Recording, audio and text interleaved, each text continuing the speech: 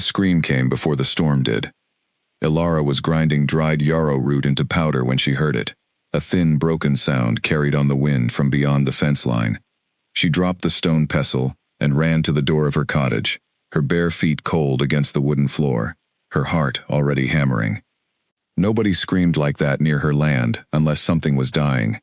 She grabbed her cloak and stepped into the snow. The wind hit her first, sharp and biting, carrying flakes that stung her cheeks like tiny needles. The sky had turned the color of a bruise, dark purple bleeding into gray, and she knew a storm was closing in fast. She should have gone back inside. Every instinct told her to bolt the door and wait out the night. But the scream came again, weaker this time, and she found herself moving toward it instead of away. She followed the sound past the old fence, past the boundary stones that marked the edge of Silvercrest land, into the tangled brush, where the pack rarely patrolled because the terrain was too broken for wolves to run comfortably. Her lantern swung wildly in her hand, throwing crooked shadows across the snow. Then she saw her. An old woman lay crumpled against the roots of a bent pine tree, her thin body barely covered by a torn gray cloak. Her lips had turned a pale shade of blue, and her breathing came out ragged, like each breath had to fight its way free. Snow had gathered in the folds of her clothing, and in the silver strands of her hair, and for one terrible moment, Ilara thought she had come too late. She dropped to her knees beside her. "Can you hear me?" Ilara asked, pressing 2 fingers to the woman's throat. A pulse fluttered there, faint, but present. The woman's eyes opened. They were pale gray, almost silver, and despite her frail state, there was something sharp in them, something that did not belong to a helpless old woman freezing to death in the woods. It was the look of someone measuring the person in front of her, deciding whether to trust or to run. "Leave me," the woman whispered, her voice cracked like dry leaves. "Go back. You should not be here." "You'll die if I leave you," Ilara said simply. She had no patience for pride when a life was at stake. She had seen too many people die from stubbornness, refusing help until it was too late to accept it. "Can you walk?" The old woman did not answer. Her eyelids fluttered, threatening to close again, and Ilara understood there would be no walking. She slid one arm beneath the woman's shoulders and the other beneath her knees, and with more strength than her slender frame suggested, she lifted her. The woman weighed almost nothing, as if the winter had already begun eating her from the inside. The walk back to the cottage felt longer than it had ever felt before. The wind pushed against her from every direction, and twice she nearly lost her footing on ice hidden beneath fresh snow. But she kept moving, one foot after the other, murmuring to the woman in her arms to stay awake, to keep breathing, to hold on just a little longer.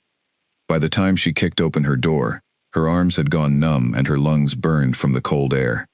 She laid the woman down near the hearth and threw more wood onto the dying fire, coaxing the flames higher until warmth began to fill the small room. She peeled away the woman's soaked cloak and wrapped her instead in dry wool blankets, then set a pot of water to boil for a warming tea of ginger and honey. It was only while she worked, cutting away the frozen edges of the woman's sleeve to check her skin for frostbite, that she saw it. A mark on the woman's wrist, faded with age and scarring, but unmistakable once seen. A crescent moon, curved and sharp, branded into the skin, just above the pulse point. Ilara's hands went still.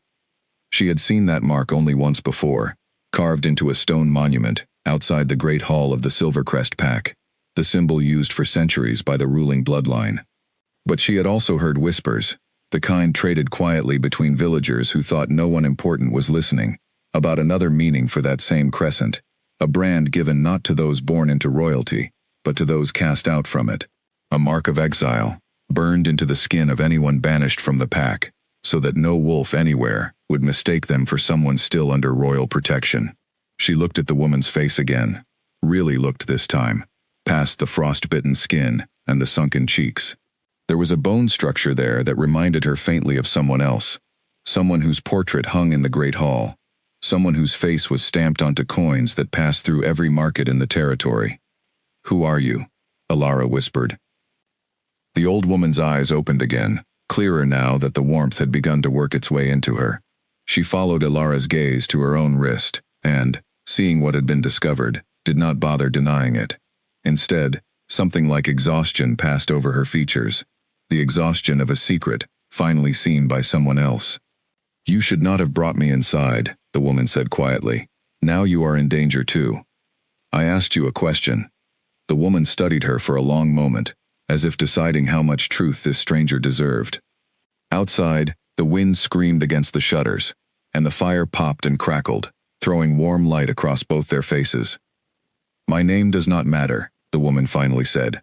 "What matters is that you cannot tell anyone I am here. Not your neighbors, not the patrol, not anyone who wears the pack's mark on their collar. If they find me, they will kill me, and if they learn you helped me, they may kill you as well." Alara's stomach tightened. She had lived on the edge of Silvercrest territory long enough to understand what it meant when someone spoke of the patrol with that kind of fear. The pack's laws were absolute. Exile was treated as a kind of living death sentence, and anyone caught assisting in exile was considered a traitor to the bloodline. And yet, she looked down at the frail woman wrapped in her blankets, at the ribs she could see pressing against thin skin, at the way her hands trembled even now in the warmth of the fire. Whatever this woman had done to earn banishment, whatever crime or scandal had led to that brand on her wrist, none of it changed the fact that she was a person freezing to death in the snow, and Alara had spent her whole life learning how to keep people from dying. "I'm not going to turn you out into that storm," Alara said. "You do not understand what you are risking." "Then explain it to me." Alara reached for the pot of tea, pouring a small amount into a wooden cup and testing the temperature against her wrist before offering it. "But first, drink this. You can explain everything after your teeth stop chattering." The woman stared at her for a moment longer, something shifting behind those pale gray eyes, something that looked almost like disbelief. Then, slowly, shaking hands wrapped around the cup, and she drank. They sat together in silence while the storm raged outside, the kind of silence that comes when two strangers are deciding whether the other can be trusted. Alara used the time to check the woman more thoroughly, relieved to find no frostbite severe enough to cost fingers or toes, though her body had clearly been pushed to its limit. She had likely been traveling for days, maybe longer, surviving on whatever she could scavenge from the forest. "How long were you out there?" Alara asked eventually. "I lost count of the days," the woman admitted. "I was moving toward the old trade road, hoping to find a village far enough from Silvercrest lands that no one would recognize the mark on my wrist. The storm caught me before I could reach it." "Where were you before that?" The woman's jaw tightened. "Does it matter?" "It might, if I'm going to help you." For a long moment, the only sound was the crackle of the fire and the howl of wind against the shutters. Then the woman let out a slow breath, as if releasing something she had been holding for a very long time. "I lived within the pack," she said. "Once. A long time ago, before everything changed. I was cast out under accusations I did not commit. There was no trial that gave me a fair chance to speak, no one willing to stand beside me when it mattered most. I was marked and driven from the only home I had ever known, and I have spent years since then, moving from place to place, never staying long enough for anyone to notice the brand and ask questions." "That sounds lonely," Alara said quietly, and meant it. Something flickered across the woman's face, quick and startled, as if she had not expected sympathy. "It is what it is. I made my peace with it long ago. I only wish to disappear somewhere quiet and be left alone for whatever years remained to me." Alara considered this. She thought of her own small life here at the edge of the territory, tending to the sick and injured who could not afford proper healers from the village, growing herbs in the small garden behind her cottage, living mostly in solitude except for the rare visitor who needed her skills. She had chosen this quiet life deliberately, after losing her own family to a sickness she had not been skilled enough to cure back then. She understood, in her own way, what it meant to want to disappear. "You can stay here," Alara said. The woman's head snapped up. "You cannot be serious. I have a cellar beneath the cottage, used for storing roots and herbs through the winter. It could be made into a proper space, warm enough, hidden enough. No one visits me often, and those who do never go near the cellar. If you are caught hiding in exile, the punishment will not be gentle." "I've already decided," Alara said, and found, to her own surprise, that it was true. Something about this woman's quiet dignity, even in her weakened state, had settled something inside Alara that she could not quite name. Maybe it was loneliness, recognizing loneliness. Maybe it was simply the healer, in her refusing to let a patient walk back out into a storm that would surely kill her. You'll stay until you're strong enough to travel again, at the very least. After that, we can decide together what comes next. The woman studied her for a long moment, gray eyes searching Alara's face for any sign of hesitation or deceit. Whatever she found there seemed to satisfy her, because slowly, cautiously, she nodded. 3 days later, before Alara had finished preparing the cellar, a sound reached her ears that made her blood turn cold. Hoofbeats, fast ones, coming down the narrow path that led toward her cottage from the main road. She froze in the middle of the kitchen, a bundle of dried lavender still clutched in her hand. Nobody rode that fast toward her cottage unless it was urgent, and urgent visitors near the edge of Silvercrest territory usually meant one thing: patrol. "Merwin," she said quickly, already moving toward the small room where the old woman rested. "Someone's coming. You need to hide, now." Merwin did not argue. Years of exile had trained instinct into her bones, and she was on her feet before Alara finished speaking, moving toward the cellar door with a speed that betrayed just how much strength had already returned to her frail body. Alara helped her down the narrow steps, pressed a woolen blanket into her hands, and pulled the curtain across the hidden space, just as the hoofbeats slowed outside the cottage. She smoothed her apron, forced her breathing to steady, and opened the door before the rider could knock. 2 men stood in her yard, both wearing the dark cloaks of Silvercrest Patrol, both mounted on tall, sturdy horses that huffed clouds of steam into the cold air. The taller of the two, a broad-shouldered man named Corwin, tipped his head toward her in greeting. "Evening, Alara," he said. "Sorry to trouble you this late." "No trouble," she said, keeping her voice light despite the way her heart pounded against her ribs. "Is something wrong?" "We're searching the eastern borderlands. There's word of an exile slipping through Pack territory, moving south. A command wants every household checked, just in case anyone's seen a stranger, or noticed anything unusual." Corwin's eyes flicked past her, scanning the small yard, the woodpile, the dark windows of the cottage.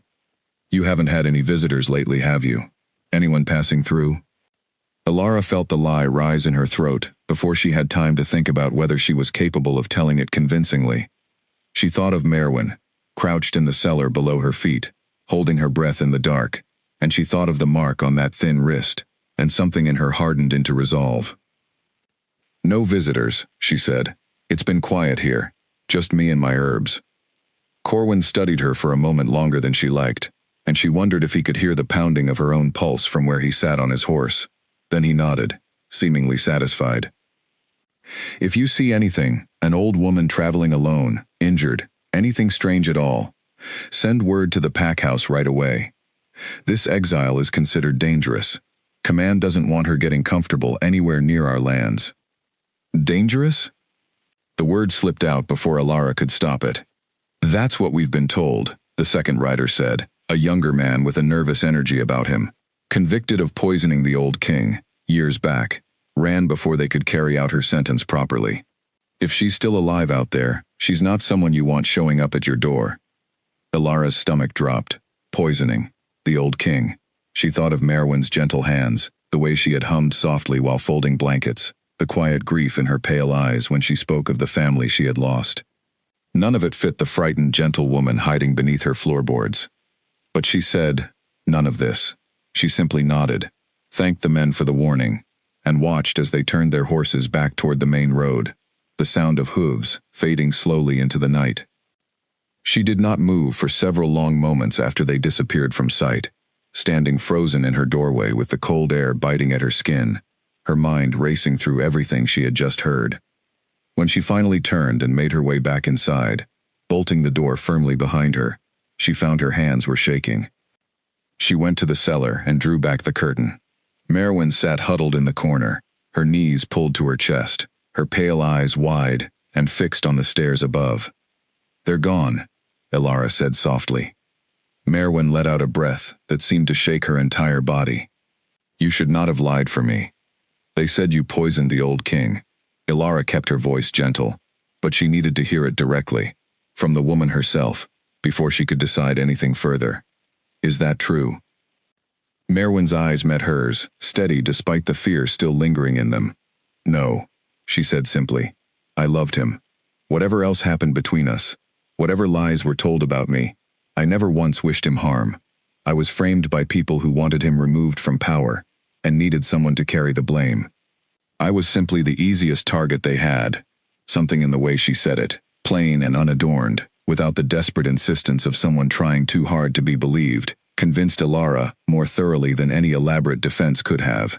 She had spent years reading the truth in patients' faces, learning to tell real pain from performed pain, real fear from manufactured fear.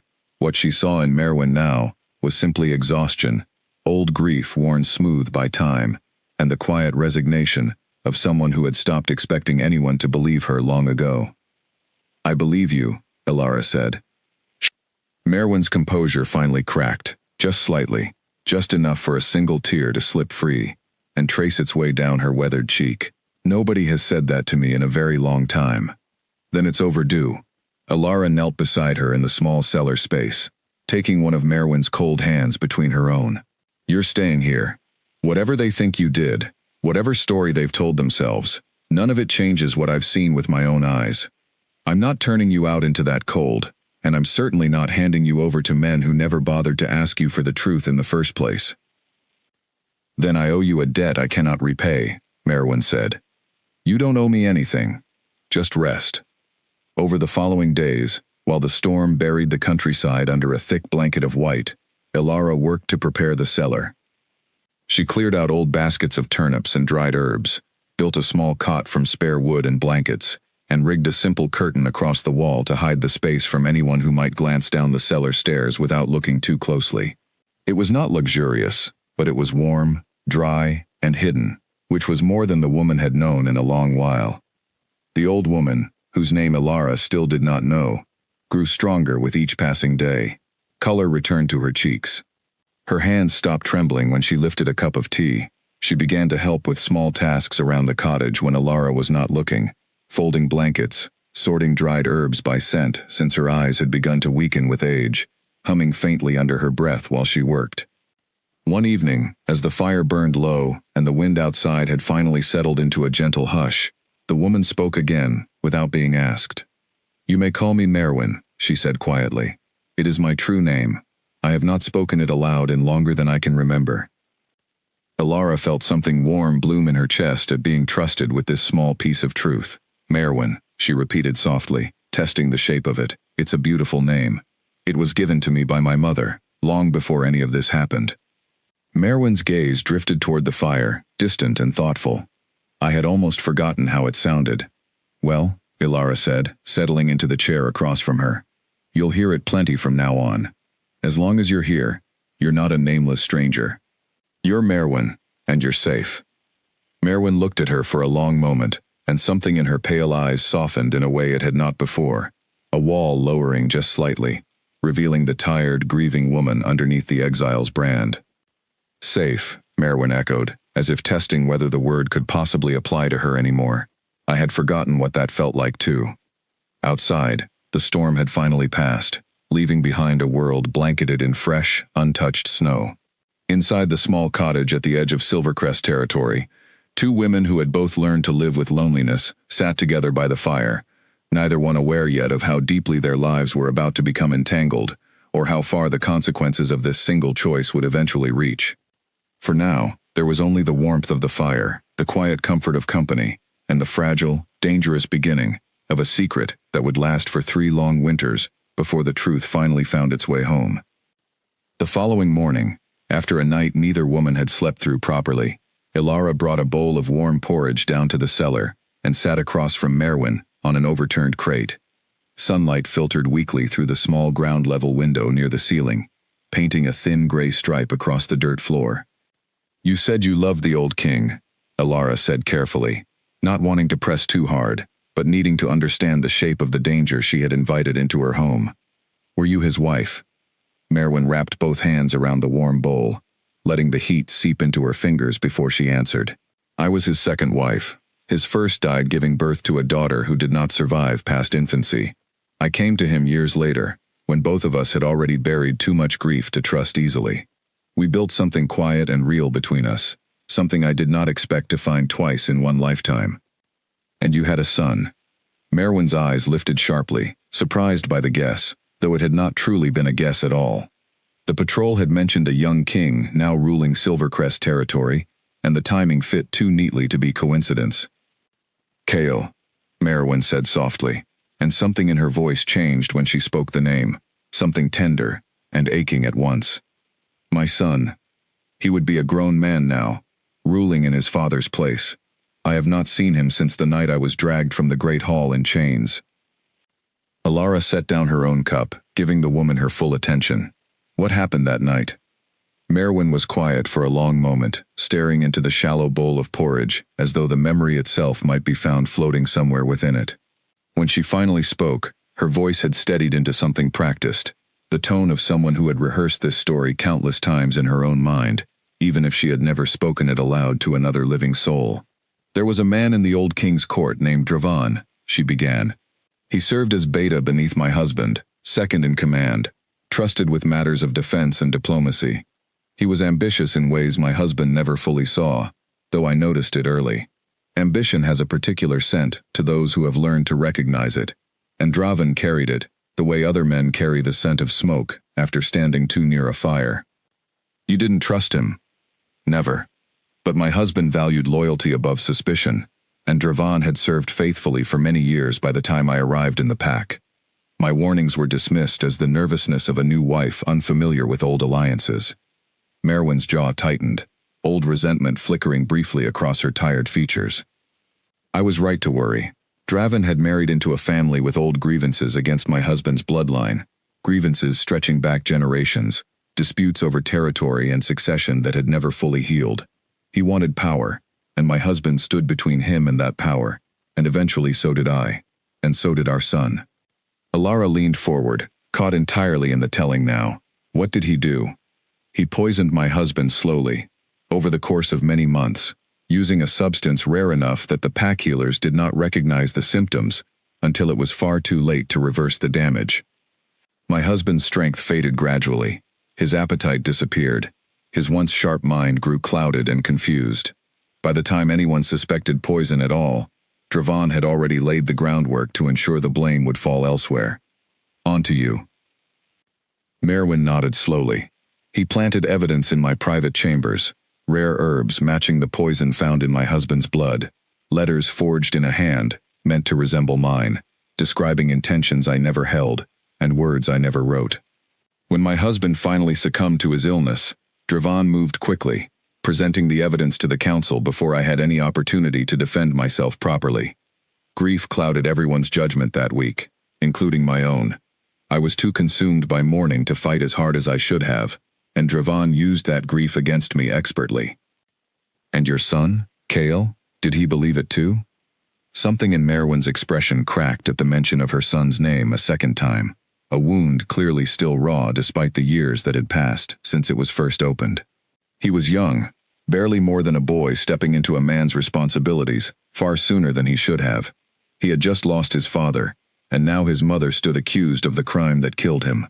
I do not know what he was told in the days after my exile, what lies were fed to him, while I was dragged from the only home either of us had ever known. I only know that he did not come to stop them. He did not speak in my defense. Whether that was because he believed the accusations, or because he was too broken by grief to act, I have never known, and I have spent years imagining both possibilities in equal measure, unable to decide which one hurts more to consider." Ilara sat in silence for a while, letting the story settle over her like a heavy blanket. She thought of her own family, taken by illness when she was still young enough to believe medicine could fix anything if applied quickly enough.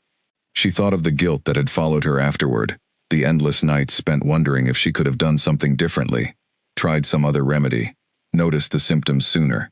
Grief, she understood, made people do strange and sometimes terrible things to themselves and to each other. "I'm sorry," Ilara said finally. "For all of it. For your husband, for the years you've spent running, for not knowing what your son believes about you." "Sympathy is a rare gift these days," Merwin said, a faint, tired smile touching her lips for the first time since Ilara had found her in the snow. I had nearly forgotten what it felt like to receive it.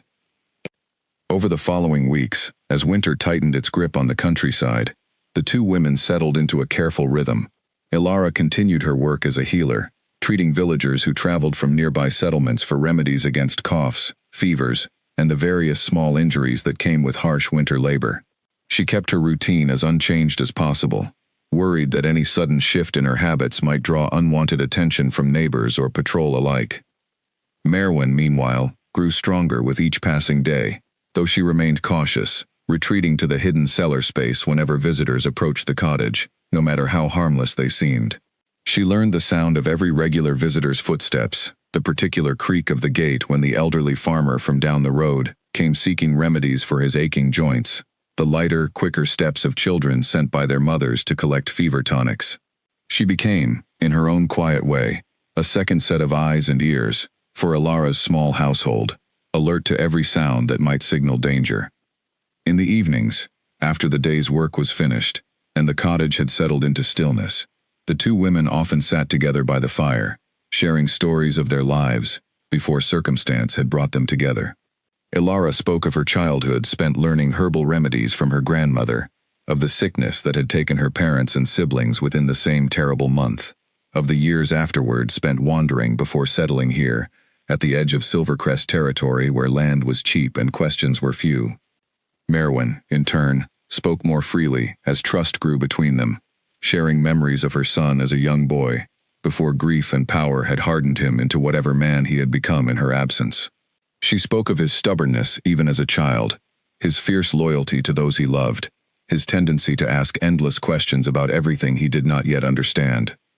He used to follow the pack healer everywhere, Merwin said one evening, a soft smile touching her lips as the memory surfaced, peppering the poor woman with questions about every herb, every remedy, every symptom she treated. I always thought he might have made a fine healer himself, had his birth not destined him for the throne instead. Maybe some of that curiosity survived, wherever he is now, Ilara offered. Perhaps. Merwin's smile faded slightly, replaced by the familiar shadow of old grief. Or perhaps the years have hardened whatever gentleness he once possessed. Power does strange things to even the kindest hearts, and he has now ruled for some time without anyone left to remind him of who he was before the crown. Ilara reached across the small space between their chairs and took Merwin's hand, offering what comfort she could without words. There was little else to say that would ease the particular ache of not knowing what had become of a child raised in your arms and then torn from them by forces neither had controlled. As the first winter deepened around them, bringing heavier snows and longer nights, the bond between the two women continued to strengthen, built slowly through shared meals, quiet conversations, and the simple, steady comfort of not being alone. Ilara found herself thinking less and less of Merwin as the frightened stranger she had carried in from the snow, and more as something closer to family, a presence in her small cottage that filled a space she had not realized had been empty for so long. Neither woman spoke yet of what might happen when spring finally arrived, when travel became easier, and the question of Merwin's future would need to be addressed more seriously. For now, it was enough to survive the winter together, to keep the secret hidden beneath the floorboards, and to trust that whatever came next, they would face it as they had faced everything so far. Together, one particular afternoon, midway through that first winter, brought a test of their new arrangement that neither had fully anticipated. A farmer named Edric arrived at the cottage door, his young daughter clutched against his chest, her small body burning with fever, and her breathing shallow and quick. He had traveled nearly an hour through heavy snow, desperate for help after the village healer had already exhausted her limited remedies without success. Ilara brought them inside immediately, laying the child near the fire and beginning her examination with practiced hands.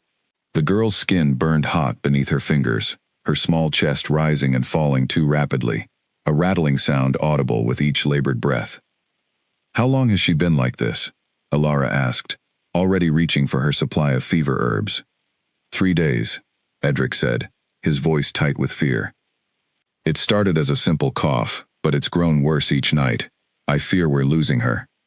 Ilara worked quickly, preparing a tea of feverfew and willow bark, but something about the rattling quality of the child's breathing troubled her, a symptom she recognized, but had never successfully treated on her own. She hesitated, uncertain whether her usual remedies would prove sufficient against whatever illness had settled so deeply into the girl's small lungs. From below the floorboards, though neither Edric nor his daughter could know it, Merwin listened carefully to the description of symptoms being discussed above her hidden space. She recognized the illness immediately, from her years spent alongside the pack's royal healers, a lung sickness that required a specific combination of herbs, rarely known outside royal healing traditions. She could not risk revealing herself, not with a stranger present in the cottage, but she found a way to help regardless. Earlier that same week, anticipating exactly this kind of situation might eventually arise, she had begun writing simple notes on scraps of parchment, describing remedies she knew that Alara did not, passing them along during quiet moments when no visitors were present. Among these notes, tucked into a small jar of dried herbs Alara had not yet needed to use, was instruction for treating precisely this illness, a combination of mullein leaf and a rare root called silverbreath that grew only in shaded, damp corners of certain forests. Alara remembered the note suddenly, rushing to retrieve the jar from her herb shelf, finding within it not only the dried silverbreath root, but Merwin's careful instructions for its preparation. She worked swiftly, grinding the root, and combining it with mullein leaf steeped in hot water, coaxing the mixture into the sick child's mouth, despite her weakened, reluctant swallowing.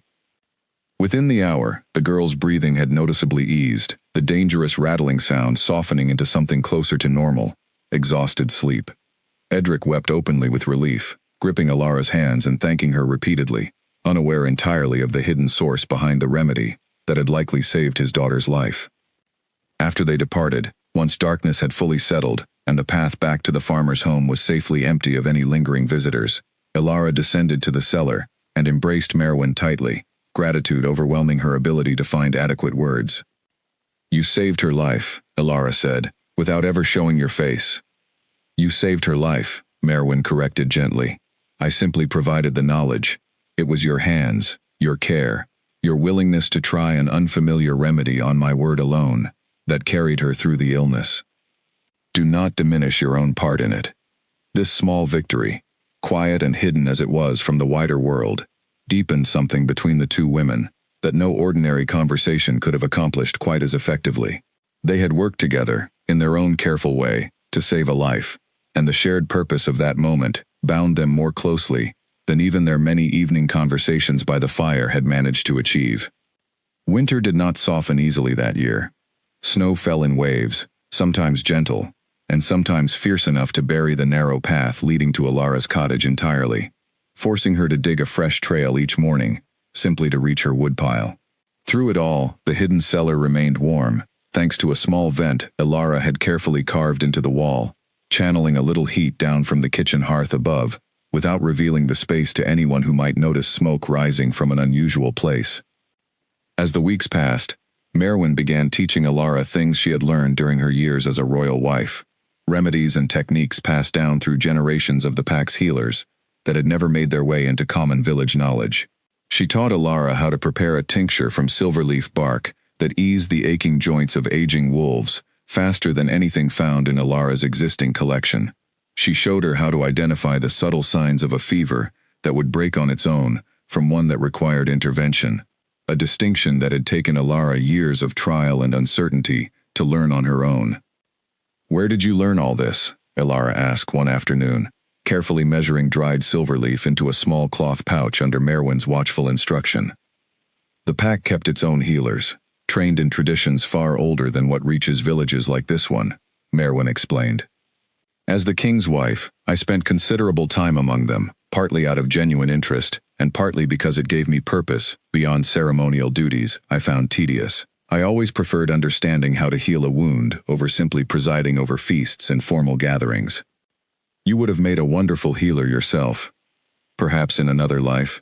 Merwin's tone carried no bitterness, only quiet acceptance of a path not taken. "Though I suppose, in some strange way, I am finally living that life now, teaching what I know to someone who will actually use it well." Their days fell into a comfortable pattern. Mornings were spent on chores, and, when weather permitted, brief ventures outside to check traps or gather firewood, always with Merwin watching carefully from behind curtained windows for any sign of approaching visitors. Afternoons were devoted to Alara's healing practice, treating the occasional villager who braved the cold for remedies, while Merwin remained hidden below. Evenings belonged entirely to the two of them, spent by the fire in conversation, that grew easier and more natural with each passing week. It was during one such evening, weeks into their arrangement, that Merwin first spoke at length about her son's childhood, prompted by Alara's curious questions about what kind of boy grows into an alpha king. "He was fearless in ways that terrified me constantly," Merwin said, a fond smile softening the lines of her weathered face. "He once climbed to the highest branch of an ancient oak near the training grounds, simply because another boy dared him to, and refused to come down until his father promised him an extra hour of sword practice as reward for his bravery, rather than punishment for his foolishness." Alara laughed, easily picturing the scene. "Sounds like a difficult child to raise." "Difficult, but never cruel. That distinction mattered greatly to me. He fought fiercely for what he believed was right, even as a small boy, standing up for smaller pack members who were teased or bullied by older children, regardless of the risk to himself.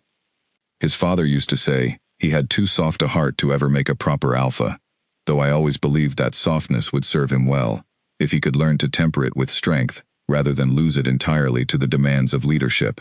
Do you think he lost it? The softness?" Merwin's expression grew distant, thoughtful. "I do not know.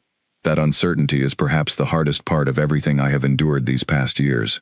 I do not know what kind of man grief and power have shaped him into. I only know the boy I raised, and that boy feels impossibly far away now, separated from me by years and lies, and a crown I never wanted for him under such circumstances." Alara reached over and squeezed her hand gently. "For what it's worth, I think a heart raised with that kind of love doesn't disappear easily, even under the weight of a crown." "I hope you are right." As the first winter wore on toward its final weeks, a scare arrived that tested the fragile safety they had built together. A young woman from a nearby farm arrived at Alara's door one gray afternoon, seeking remedy for her father's persistent cough, and mentioned in passing that patrol activity had increased significantly along the eastern border in recent days, with rumors circulating that the exiled queen had been sighted somewhere within Silvercrest territory itself. Alara kept her expression carefully neutral as she prepared the requested remedy, though her heart had begun pounding the moment the words left the young woman's mouth. "Sighted where, exactly?" "Somewhere near the old trade road, from what I've heard," the young woman said, accepting the small bottle of cough syrup with a grateful nod. "Command has doubled patrols searching every farm and cottage between here and the border. My father says they even searched the mill yesterday, turning over every sack of grain looking for hidden passages." After the young woman departed, Alara stood frozen in her kitchen for several long minutes, processing what she had just heard. The old trade road ran close enough to her own property that a thorough search could easily extend to her cottage within days, if not sooner. She descended to the cellar immediately, finding Merwin already tense, having overheard enough of the conversation through the thin floorboards to understand the danger. "They're getting closer," Merwin said quietly, fear plain in her pale eyes for the first time in weeks. "We need a better plan than just hoping they don't come here," Alara said, thinking quickly. "If they search the cottage, this cellar isn't hidden well enough to survive a thorough inspection. We need something more." Over the following days, working late into the night after her healing duties were finished, Alara constructed a false wall at the back of the cellar, concealing a narrow space, barely large enough for a person to stand within, accessible only by pulling a specific loose stone that released a hidden latch. It was crude but effective, the kind of hiding place that would survive a cursory search even if it might not withstand determined investigators tearing the cottage apart board by board. They tested the space together, Merwin squeezing into the narrow gap, while Alara sealed the false wall shut, standing in the darkness for what felt like an eternity, before Alara finally released the latch and let her out again. "It will hold, if it comes to that," Alara said, though privately she hoped desperately it would never need to be tested under real circumstances. "You have risked so much for me already," Merwin said quietly, studying the hidden space with something like wonder, mixed with guilt. "I never intended to bring this kind of danger into your life. You didn't bring it.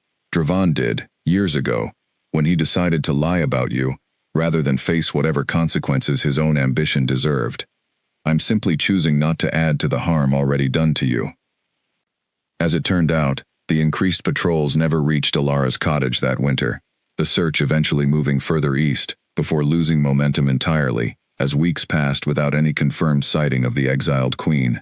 But the scare left its mark on both women, a reminder that the peace they had built together remained fragile, dependent on continued secrecy, and no small amount of fortune.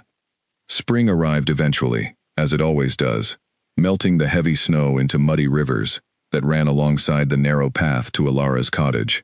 With the changing season came a decision that needed to be made, one that Alara had been quietly dreading since the day she first carried Merwin in from the storm. "You're strong enough to travel now," Alara said one evening, as the last light of a longer day faded slowly outside the window. "If you still wish to move further from Silvercrest territory, further from danger, spring gives you the opportunity to do so safely."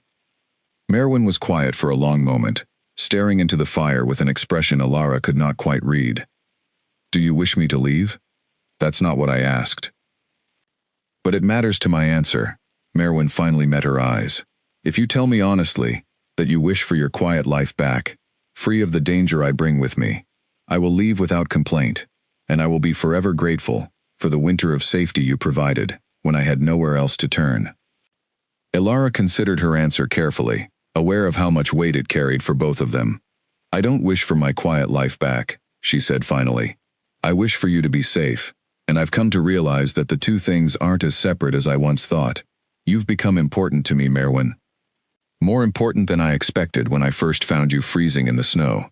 If you want to stay, I want you to stay." Something in Merwin's carefully maintained composure finally broke, tears gathering in her pale eyes as she reached across the small space between them and gripped Alara's hand tightly. "Then I will stay," she said, her voice thick with emotion, "for as long as you will have me." And so, as the first winter finally released its grip on the countryside, giving way to the tentative green shoots of spring, the two women made their choice together. Whatever dangers still lingered beyond the cottage walls, whatever patrols still searched the countryside for a queen, presumed to be either dead or hiding somewhere far from Silvercrest lands, Merwin would remain exactly where fate had first brought her, hidden but no longer entirely alone, safe within a home built not from blood or crown, but from the simple, powerful choice of one woman to help another. Neither of them yet knew how many more winters lay ahead, or what price would eventually come due for the secret they had chosen to protect together. Far from the quiet cottage at the edge of Silvercrest territory, within the stone walls of the great hall where Merwin had once lived as queen, her son sat upon a throne he had never wanted quite so soon. Kale had been crowned Alpha King barely a year after his father's death, thrust into leadership while still grieving both parents in different ways, one lost to poison and one lost to exile and disgrace. The years since his coronation had not been gentle. He had spent much of his early reign untangling the corruption his father's final beta had woven throughout the Pax Council, discovering slowly and painfully that many of the men his father had trusted most had been quietly serving their own interests, rather than the Pax welfare. One by one, Kale removed them from positions of power, replacing them with younger, less compromised advisors who owed their loyalty to him directly, rather than to old alliances built before his birth. Dravan alone remained untouched, having positioned himself carefully enough during the chaos following the old king's death that no clear evidence linked him to any wrongdoing. He served now as senior advisor to the young king, offering counsel with a smooth confidence that masked the calculations constantly running beneath his composed exterior. He had watched Kale grow from a grieving boy into an increasingly capable ruler, and with each passing season, his unease about the young king's growing competence increased correspondingly. "You've been distant again this evening," Dravan observed one night, finding Kale alone on the balcony overlooking the training grounds, moonlight casting long shadows across the young king's tired features. "The council noticed your silence during tonight's discussion of border trade." "I had little to add," Kale said, not turning from his view of the empty grounds below. "The matter seems settled without my input." "Matters are rarely as settled as they appear, Your Majesty. Leadership requires presence, even when the outcome seems predetermined." Dravan moved to stand beside him, his tone carrying the practiced warmth of a trusted advisor, though something cold lingered beneath it that Kale had never quite been able to identify, despite years of trying. "Is something troubling you?" Kale was quiet for a long moment before answering, his gaze fixed on some point beyond the training grounds. Somewhere in the darkness, where the borders of his territory stretched toward lands he had never personally visited. I dreamed of my mother again last night. Something flickered briefly across Draven's expression, gone too quickly for Cale to name it, though he would later wonder, in hindsight, whether it had been fear. Dreams of the departed are natural, especially for a son who lost his mother under such difficult circumstances. She isn't departed, Cale said quietly. Exiled, not executed. She could be alive somewhere, for all any of us know. An exile marked as she was rarely survives long beyond Pact territory, Your Majesty. The wilderness is unforgiving to those without resources or allies. It would be kinder, perhaps, to allow yourself to grieve her as departed, rather than torment yourself with uncertain hope. Cale said nothing further, though the words settled uneasily in his chest, the way they always did whenever the topic of his mother arose in conversation. Something about Draven's careful phrasing, his consistent insistence that Cale abandon any hope of his mother's survival, had never quite sat right with him, though he could not have explained precisely why.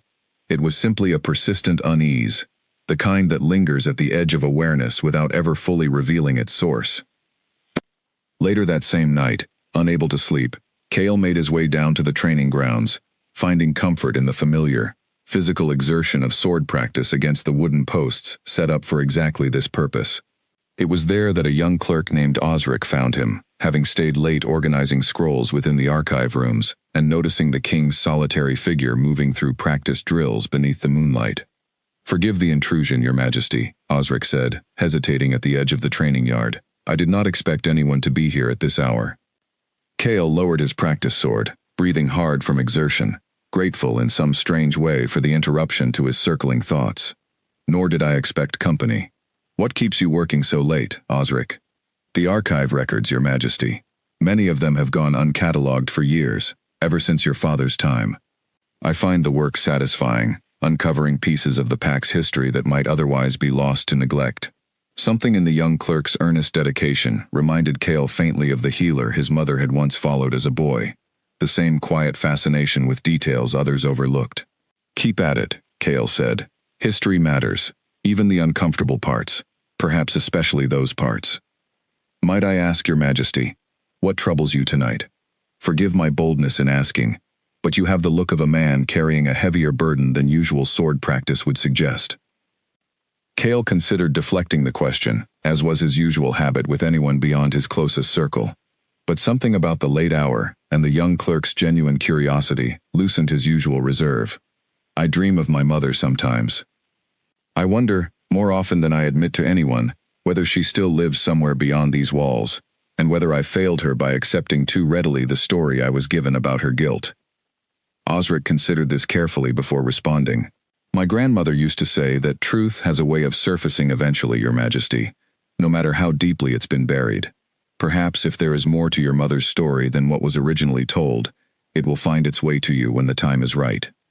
"I hope you're right," Cale said quietly, though he did not yet know how significant this young clerk's diligent cataloging work would eventually prove to his own search for truth, nor how the very archive rooms Osric organized so carefully would one day yield the evidence that finally exposed years of carefully constructed lies. He returned to his chambers that night with something like fragile hope settling alongside his usual uncertainty, a feeling he had learned, through painful experience, not to trust too readily, though he found himself unable to fully extinguish it either. Meanwhile, at the edge of Silvercrest territory, the second winter arrived, with a harshness that surpassed even the first, burying the countryside beneath drifts deep enough to make travel nearly impossible for weeks at a stretch.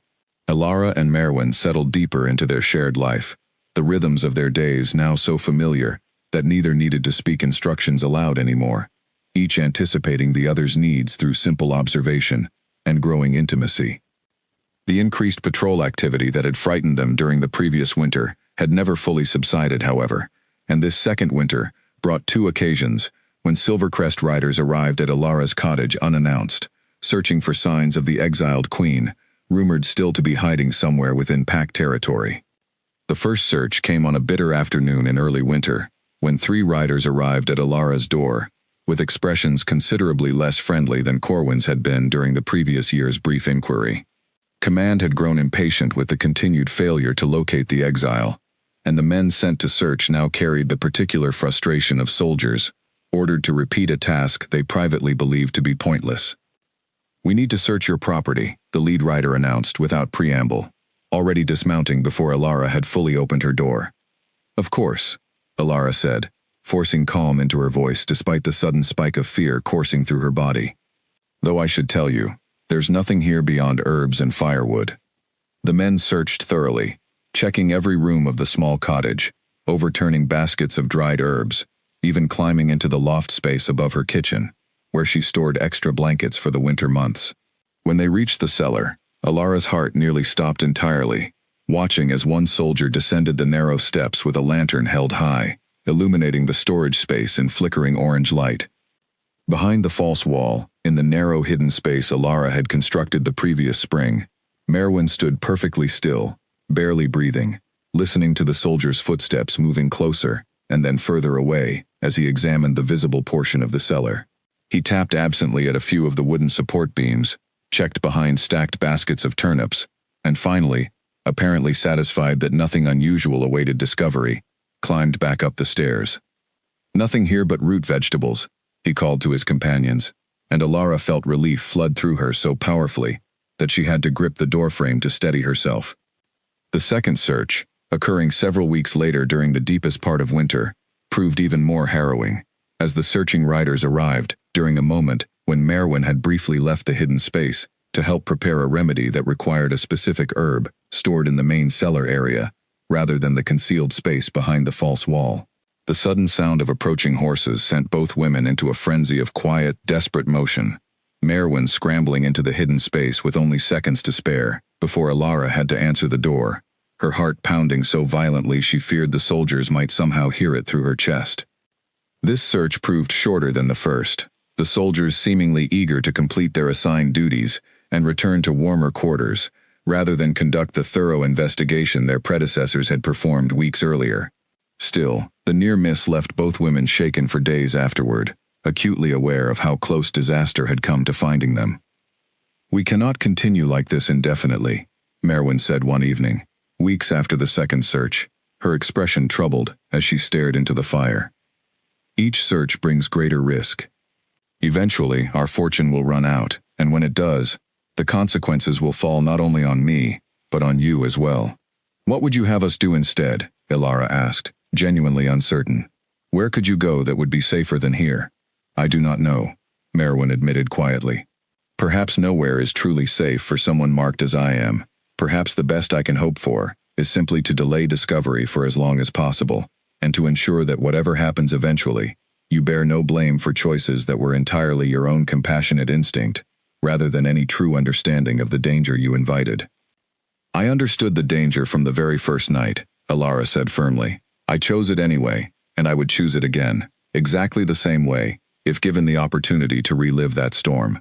You are not a burden I regret carrying, Merwin. You are family, and family does not abandon each other simply because the path forward has grown difficult."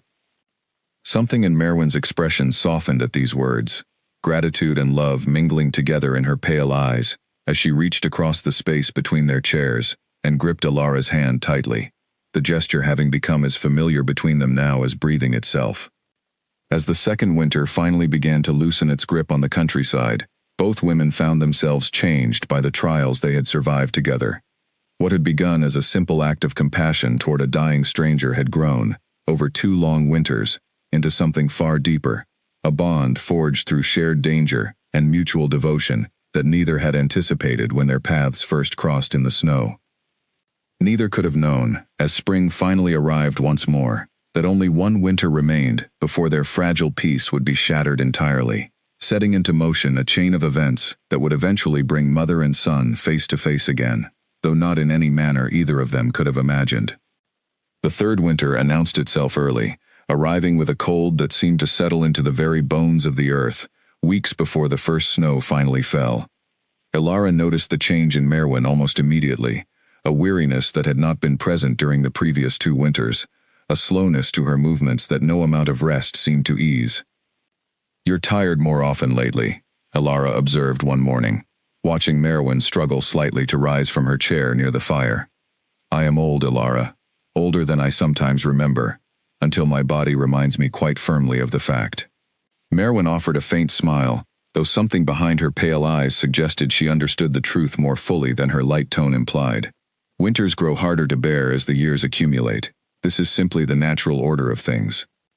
But Alara, with her healer's eye trained over years of practice, recognized symptoms that troubled her more deeply than ordinary aging. Merwin's appetite had diminished considerably. Her breath sometimes came shorter than it should during simple tasks, and her skin had taken on a paleness that went beyond the natural pallor of winter months spent largely indoors. She began treating Merwin with every remedy her knowledge could provide: tonics to strengthen the heart, teas to ease labored breathing, warm compresses to soothe aching joints that seemed to trouble the older woman more with each passing week. For a time, these efforts seemed to help, Merwin's strength rallying enough that Alara allowed herself to hope the decline might simply be a temporary difficulty rather than something more permanent. But as the winter deepened, the improvements became harder to sustain, each small rally, followed by a decline slightly steeper than the one before. By the time the heaviest snows arrived, Merwin had taken to spending most of her days resting near the fire, too weak for the small chores that had once filled her hours, though her mind remained as sharp and present as ever, even as her body slowly failed her. "I need you to listen to me carefully," Merwin said one evening, her voice softer than usual, though her gaze remained steady and clear despite her physical weakness. "There are things I need to ask of you, and I need you to promise me you will honor them, regardless of how difficult they may prove to fulfill." Alara felt her chest tighten with a dread she had been trying desperately to avoid acknowledging directly. "Don't speak like this. You're going to recover, just as you did before." "Perhaps," Merwin said gently, "and perhaps not. Either way, I would feel more at peace, knowing my wishes are understood, whatever the outcome eventually proves to be. Will you listen?" Alara nodded, unable to trust her voice enough to speak. "First," Merwin continued, "you must never reveal to anyone, under any circumstances, that you hid me here these past winters, not to protect my memory, but to protect you. If word ever reaches the pack that you sheltered an exile, the consequences for you would be severe, regardless of whatever happens to me. I could not bear the thought of my presence in your life, bringing you harm, even after I am gone. Merwin. Please, let me finish."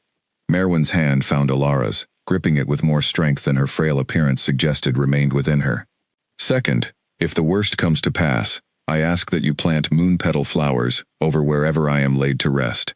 It is a bloom reserved traditionally for royal burials, a flower that grows only from seeds carefully cultivated within the pack's own gardens, passed down through generations of royal caretakers. I managed to carry a small pouch of these seeds with me when I fled, tucked away in the lining of my old cloak, though I never expected to need them for this particular purpose." "Why moon petals?" Alara asked, though she suspected she already understood the answer. "Because whatever the world believes of me, whatever crime has been falsely attached to my name, I was a queen once, and I loved my husband, and I loved my son, and I want some small piece of that truth to remain, even if I must be buried in secret beneath a common garden, rather than within the royal grounds, where tradition would otherwise place me. Let the flowers be my quiet claim to a truth the world refused to acknowledge while I lived." Tears streamed freely down Alara's face now, and she made no effort to hide them. "I promise," she said, her voice breaking on the words. "Both promises. I swear to you, I will keep them exactly as you've asked." Merwin's own eyes glistened with unshed tears, though her expression carried something like peace alongside the sorrow.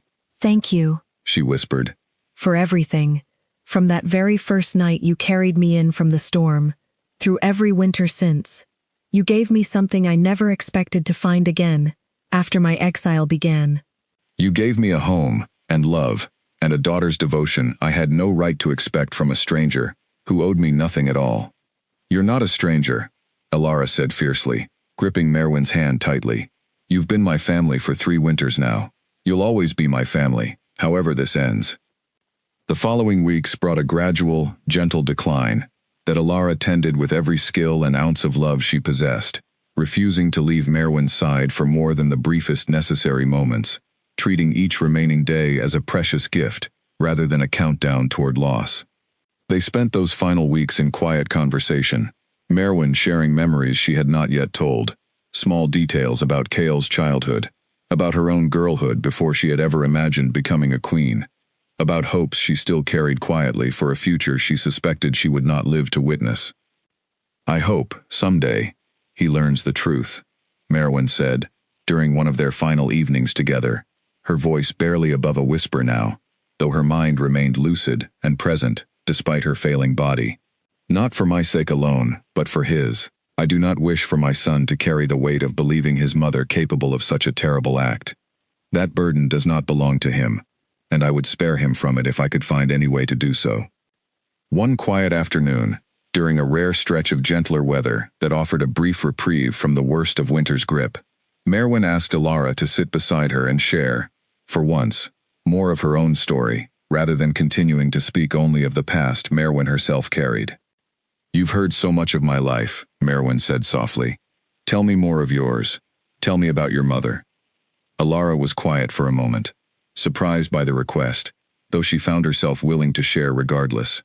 She was a healer too, like her mother before her. "She taught me everything I knew before the sickness took her, along with my father and my 2 younger brothers, all within the same terrible month. I was 16, old enough to nurse them all through their final days, and young enough that I blamed myself entirely for every remedy that failed to save them. That is a heavy burden for someone so young to carry.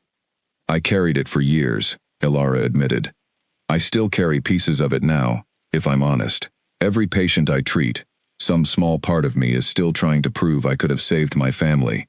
If only I had known more, tried harder, found the right combination of herbs sooner."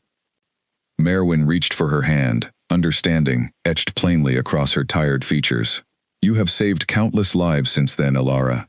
The farmer's daughter breathes easily tonight because of your skill. I imagine there are many others like her, scattered across the years, who owe their continued lives to your dedication." "I know that, logically. It doesn't always erase the guilt, though." "Grief rarely responds to logic," Merwin said gently. "I have learned that lesson many times over during my own years of loss. But I want you to hear this clearly, from someone who has watched you work these past winters. Your mother would be immeasurably proud of the healer you became, and prouder still, I think, of the woman who took in a dying stranger without hesitation, asking nothing in return beyond the simple chance to help." Tears gathered in Elara's eyes at these words, comfort settling into a wound she had carried quietly for years, without ever fully addressing it aloud to anyone. "Thank you," she whispered. "I needed to hear that, more than you know. Then I am glad I said it, while I still have breath enough to say the things that matter most." Merwin squeezed her hand once more before continuing, her voice growing softer with fatigue. "Family is not only the blood we are born into, Elara. Sometimes it is the family we choose, and the family that chooses us in return, through nothing more than compassion offered freely during our darkest hour. You have been that family to me, exactly as I hope, in some small way, I have become that family to you as well." "You have," Elara said firmly, "more than you could possibly know. If there's ever a way," Elara promised, "I will find it. I don't know how, but I will try." Merwin smiled faintly, though whether from hope or simply gratitude for the promise itself, Elara could not fully discern. "That is enough," she said softly. "Simply knowing you will try is enough." On the final morning of that third winter, as the first hints of a distant thaw whispered through air still sharp with cold, Merwin passed peacefully in her sleep, her hand still clasped within Elara's own, her face carrying an expression of quiet contentment that suggested whatever pain had accompanied her final months had finally released its hold entirely. Elara sat beside her for a long time afterward, unable to move, unwilling to accept that the woman who had become her family, her mother, in every sense that mattered beyond blood, was truly gone. When she finally found the strength to rise, she did so with a purpose that steadied her grief into something resembling resolve. She spent that day preparing a resting place within her own garden, beneath the shelter of an old apple tree that offered shade in summer and a clear view of the sky throughout the rest of the year. She worked carefully, respectfully, wrapping Merwin in the finest blankets the cottage possessed, laying her to rest, with the quiet dignity that circumstance had denied her during the final years of her exile. And then, exactly as promised, Elara planted the moonpetal seeds Merwin had carried with her all those years. Seeds meant originally, for a queen's proper burial within royal grounds, now sown instead into the humble soil of a healer's garden, at the edge of the very territory that had once cast their bearer into exile. She knelt beside the freshly turned earth long after the sun had set, tears finally falling freely in the darkness, grieving not only the loss of the woman she had come to love as family, but also the quiet, private truth that the world beyond her small cottage would likely never know. Merwin had died believing herself forgotten by the son she loved most, uncertain whether he grieved her as innocent or condemned her as guilty, carrying that particular sorrow with her until her very last breath. Ilara made a silent vow that night, kneeling beside the newly planted seeds beneath the cold, star-scattered sky. Somehow, someday, if any opportunity ever presented itself, she would find a way to honor Merwin's final wish. She would find a way to let Cale know the truth about his mother, whatever the cost to herself might eventually prove to be. She could not have known, as she made that quiet vow alone in her garden, how soon that opportunity would arrive, or how dramatically it would upend the careful, hidden life she had built over 3 long winters of secrecy and love. Nearly a year passed after Merwin's death, before the truth finally began working its way toward the surface, set into motion not by Ilara's careful vow, but by an accident of fate entirely beyond her control. Within the Great Hall of Silvercrest territory, Cale had continued his methodical work of rebuilding the Pack's council, replacing corrupt advisors one by one, with younger, more trustworthy voices.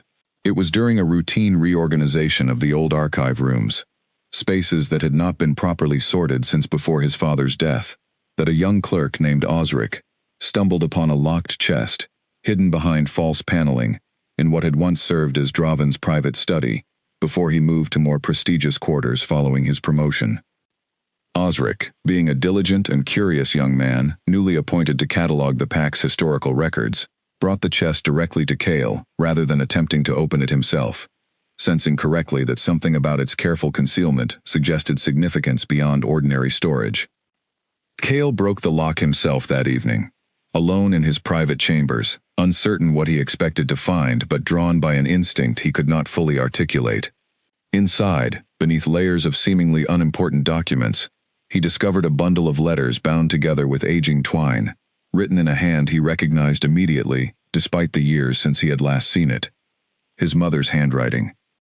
His hands trembled as he untied the bundle, unfolding the first letter with a mixture of hope and dread that made his heart pound violently against his ribs. What he read in the following hours changed everything he believed about the years since his father's death. The letters were not, as he had feared, evidence confirming his mother's guilt. They were correspondence between his mother and his father, written during the early months of his father's mysterious illness, revealing Merwin's growing alarm at symptoms she recognized as suspicious rather than natural.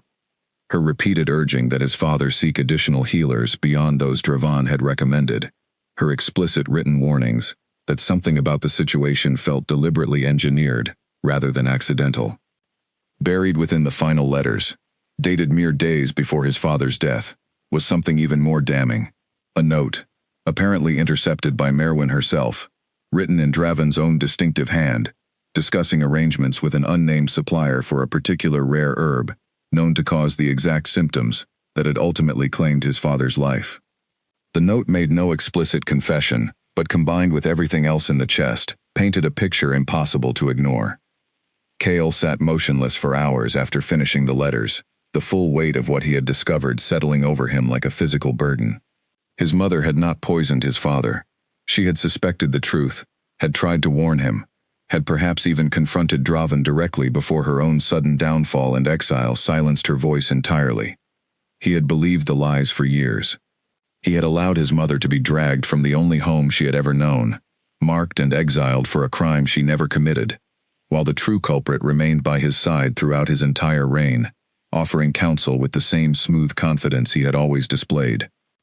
Rage and grief warred within him in equal measure, followed swiftly by an overwhelming, desperate need to find his mother, to beg forgiveness for his failure to protect her, to somehow correct years of injustice before it became too late to matter.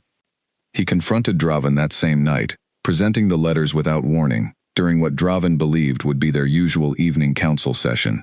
He watched carefully, as color drained from the older man's face, as his careful composure cracked for just a moment, before he attempted, unsuccessfully, to reconstruct his usual calm authority.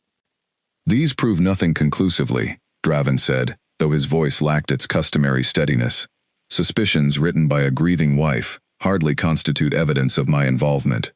"Then explain the note," Cale said coldly, holding up the final damning page. "Explain your own handwriting, discussing arrangements for a poison that killed my father." Draven's silence, stretching long and uncomfortable, proved more damning than any words could have offered.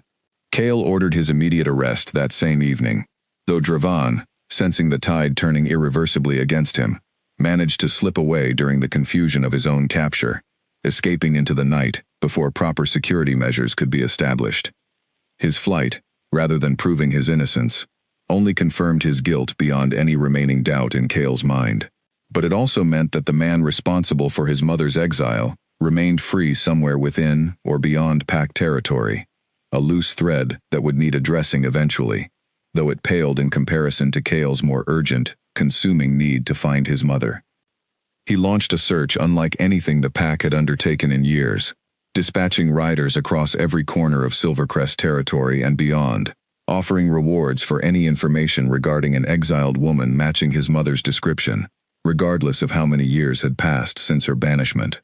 He personally reviewed every report that arrived, chasing rumors and half-remembered sightings across weeks that stretched into months without any confirmed success. Some reports suggested she had died years earlier, lost to the harsh wilderness beyond Pack borders. Others claimed sightings in distant territories, always arriving too late or proving false upon closer investigation. Cale grew increasingly desperate as month after month passed without any solid lead, haunted by the growing fear that his search had begun far too late, that his mother had perished during the very years he could have been searching for her, had he only known the truth sooner. He traveled personally to several of the more promising reports, disguising himself as an ordinary traveler to avoid drawing unwanted attention, questioning villagers and farmers directly, rather than relying solely on official patrol accounts that sometimes lacked the careful detail he needed. In one distant settlement, an elderly innkeeper swore she had housed a woman, matching his mother's description several winters earlier, though the woman had moved on before anyone could confirm her true identity, and no further trace of her ever surfaced in that particular region, despite weeks of additional searching. In another instance, a trapper reported finding the remains of an unknown woman deep within a forest, nearly a full season's journey from Silvercrest territory, and Cale rode for 3 days straight, barely stopping to rest, only to discover upon arrival that the remains belonged to someone far too young to have been his mother, a tragic discovery that brought him no closer to answers, while adding fresh grief for a stranger whose own fate remained a mystery to whatever family she had left behind. Osric, the diligent young clerk who had first discovered the hidden letters, took it upon himself during this period to continue searching through the archive records, hoping to find any additional clue that might narrow the search more effectively.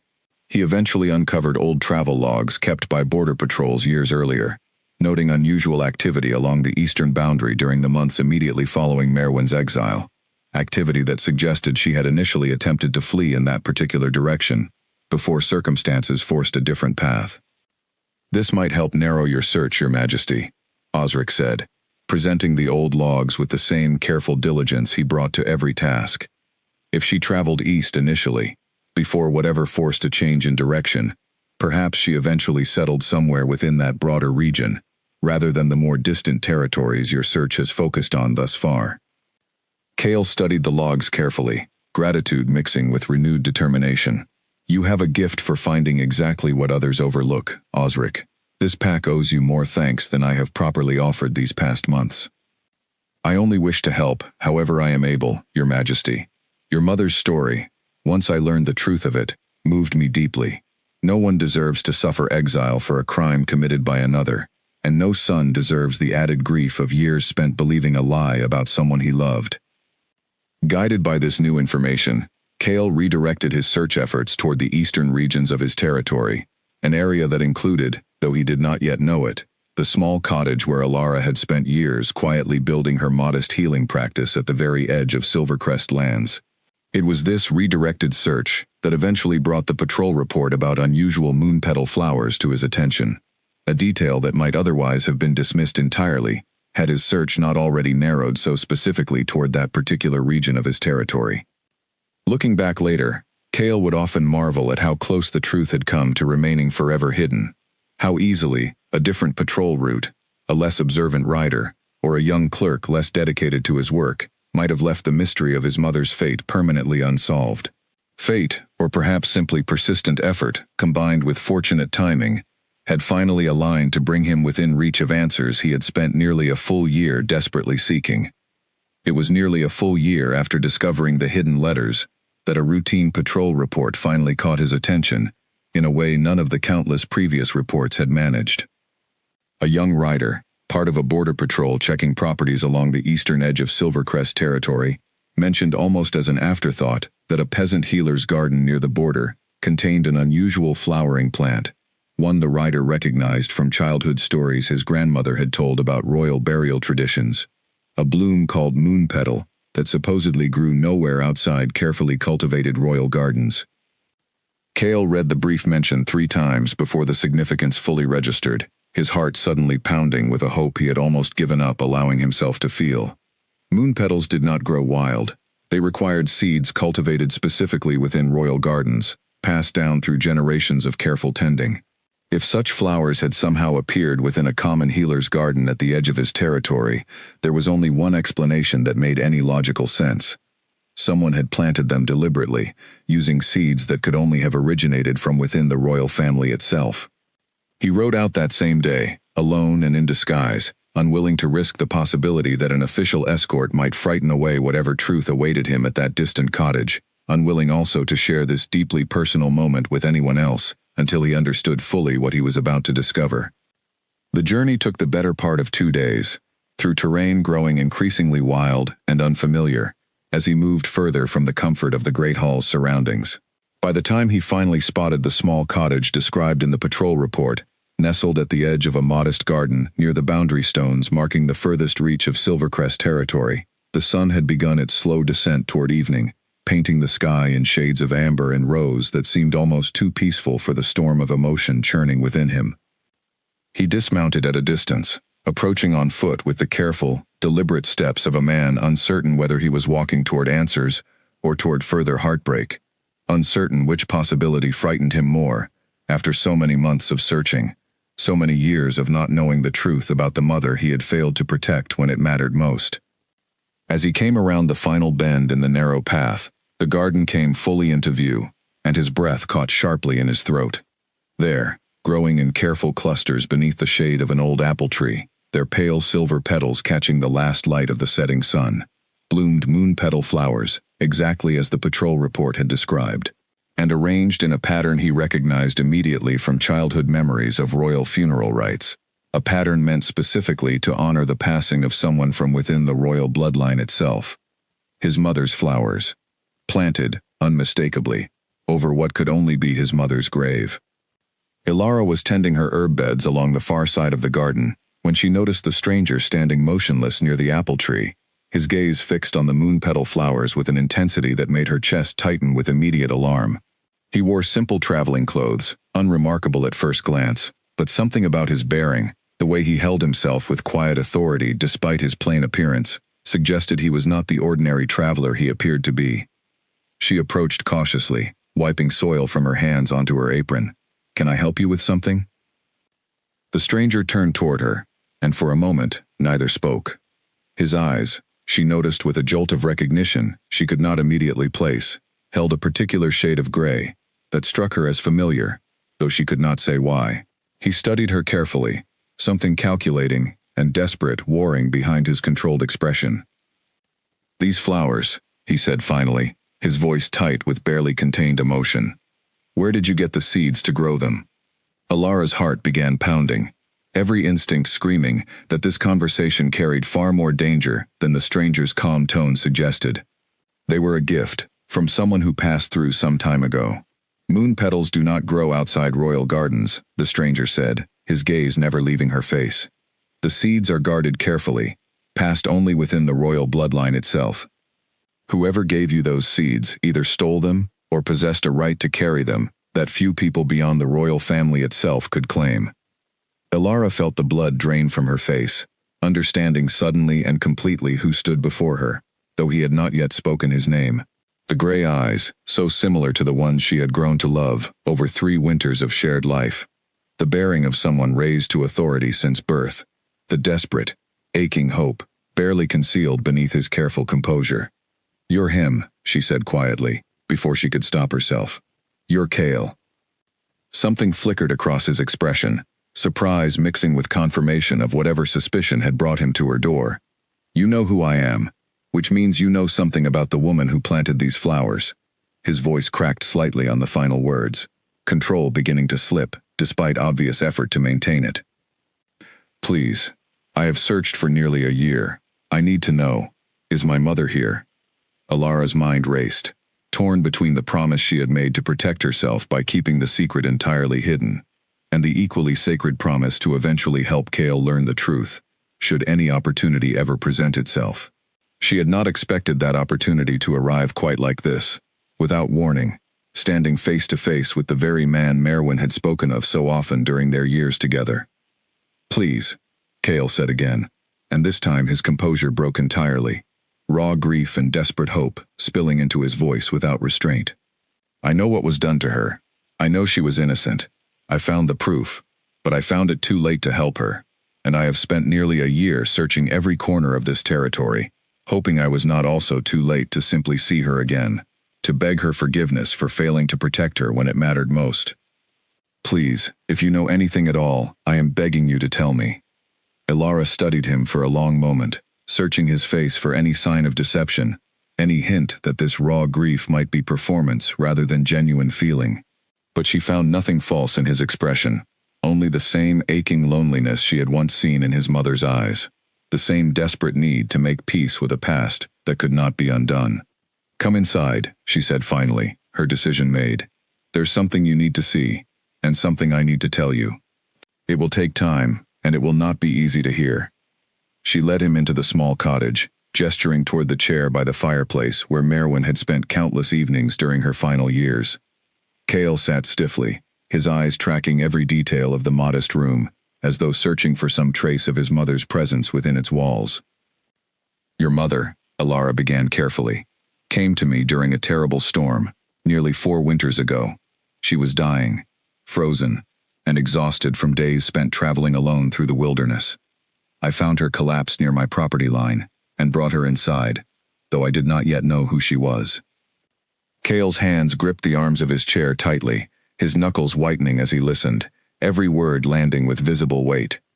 "When I discovered the mark on her wrist, and later learned her identity, I made a choice that I know violated pack law. I hid her, rather than reporting her presence to the patrol. I could not bring myself to turn away a dying woman, regardless of what crime she had supposedly committed, and once I came to know her, once I heard her side of what happened the night she was exiled, I believed her innocence completely."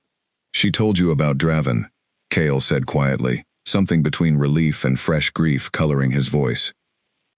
"She told me everything, about your father's illness, about the evidence planted against her, about her fear that you had come to believe the lies told about her. She spoke of you often, Cale. She never stopped loving you, never stopped hoping that somehow, someday, you might learn the truth." Tears had begun tracing silent paths down Cale's face now, though he made no move to wipe them away, seemingly beyond caring about maintaining any composure in this moment. "Where is she now? Please, I need to see her. I need to explain, to apologize, to bring her home where she belongs." Elara felt her own eyes fill with tears, dreading the words she now had to speak. "Cale, I'm so sorry. Your mother passed away, nearly a year ago now, during the last weeks of what would have been our 3rd winter together. Her heart simply grew too tired to continue, despite everything I tried to do to help her recover." The sound that escaped Cale in that moment was unlike anything Elara had ever heard, a raw, broken sound of grief that seemed to come from somewhere far deeper than ordinary sorrow, the sound of a man realizing that his search, however desperate and sincere, had arrived 1 year too late to matter in the way he had hoped. "No," he said, shaking his head, as though the denial alone might somehow undo what he had just heard. "No, I found the truth. I was coming to fix everything, to bring her home, to give her back the life that was stolen from her. She cannot be gone, Not now, not after everything. She knew you loved her, Alara said gently, moving to kneel beside his chair, offering what comfort she could, despite the impossibility of easing such profound grief. Even without knowing the full truth of what happened, even believing you might have doubted her, she never stopped believing that some part of the boy she raised still existed somewhere beneath whatever the crown and grief had made of you. She spoke of your kindness, your fierce loyalty, your curious mind. She loved you until her very last breath, Kale. That much I can promise you with absolute certainty. Kale buried his face in his hands, his shoulders shaking with grief. He had clearly been suppressing for far longer than the moment since he learned of his mother's death. Grief accumulated across years of uncertainty, guilt, and now finally, devastating confirmation that reconciliation had arrived too late. They sat together in silence, for a long while after that, Alara offering the simple comfort of presence rather than words, understanding from her own experience with grief that sometimes there was nothing more useful to offer than quiet company while sorrow ran its necessary course. Eventually, when his tears finally slowed, Kale lifted his head and met Alara's eyes with an expression that had shifted from raw grief into something more complicated, gratitude mixing uncomfortably with a fresh, sharper pain she had not anticipated. "You hid her from me," he said quietly, and something in his tone had changed, hardened slightly, despite the tears still wet on his face. "For 3 winters, my mother lived less than 2 days' ride from my own throne, and I never knew. I could have seen her, I could have brought her home, could have given her comfort and safety, far better than whatever you managed to provide in this small cottage. Instead, she died here, hidden away, believing perhaps that I had abandoned her entirely." Alara felt the accusation land like a physical blow, understanding suddenly that gratitude and grief were about to give way to something far more volatile, something that threatened to unravel everything she had sacrificed to protect over 3 long winters of secrecy and devotion. "Kale, I did what I believed was right, given what I knew at the time. You kept her from me," he said, rising from his chair, his voice gaining an edge of barely controlled fury that had not been present moments before. "Whatever your reasons, whatever kindness you believe you showed her, the truth remains that you kept my mother hidden from her own son during the final years of her life, and now she is gone, and I never had the chance to make things right." The warmth and gratitude of moments earlier had vanished entirely, replaced by something colder and more dangerous, and Alara realized with a sinking heart that the conversation she had hoped might bring closure and truth had instead opened a wound far more complicated than she had anticipated, one that threatened consequences she had never fully considered during 3 winters spent focused solely on keeping Merwin safe from harm. "I need you to come with me," Kale said, his voice tight with an emotion that had settled somewhere between grief and anger, the two feelings tangled so thoroughly together that even he seemed unable to separate them cleanly. "The council will need to hear what you know. Everything about my mother's final years, everything she told you about Draven, and the truth of what happened to my father." "Of course," Alara said carefully, though unease coiled tightly in her stomach at the shift in his tone, at the distance that had suddenly opened between them despite the raw vulnerability he had shown only minutes earlier. "I'll tell the council everything I know, gladly, if it helps clear your mother's name."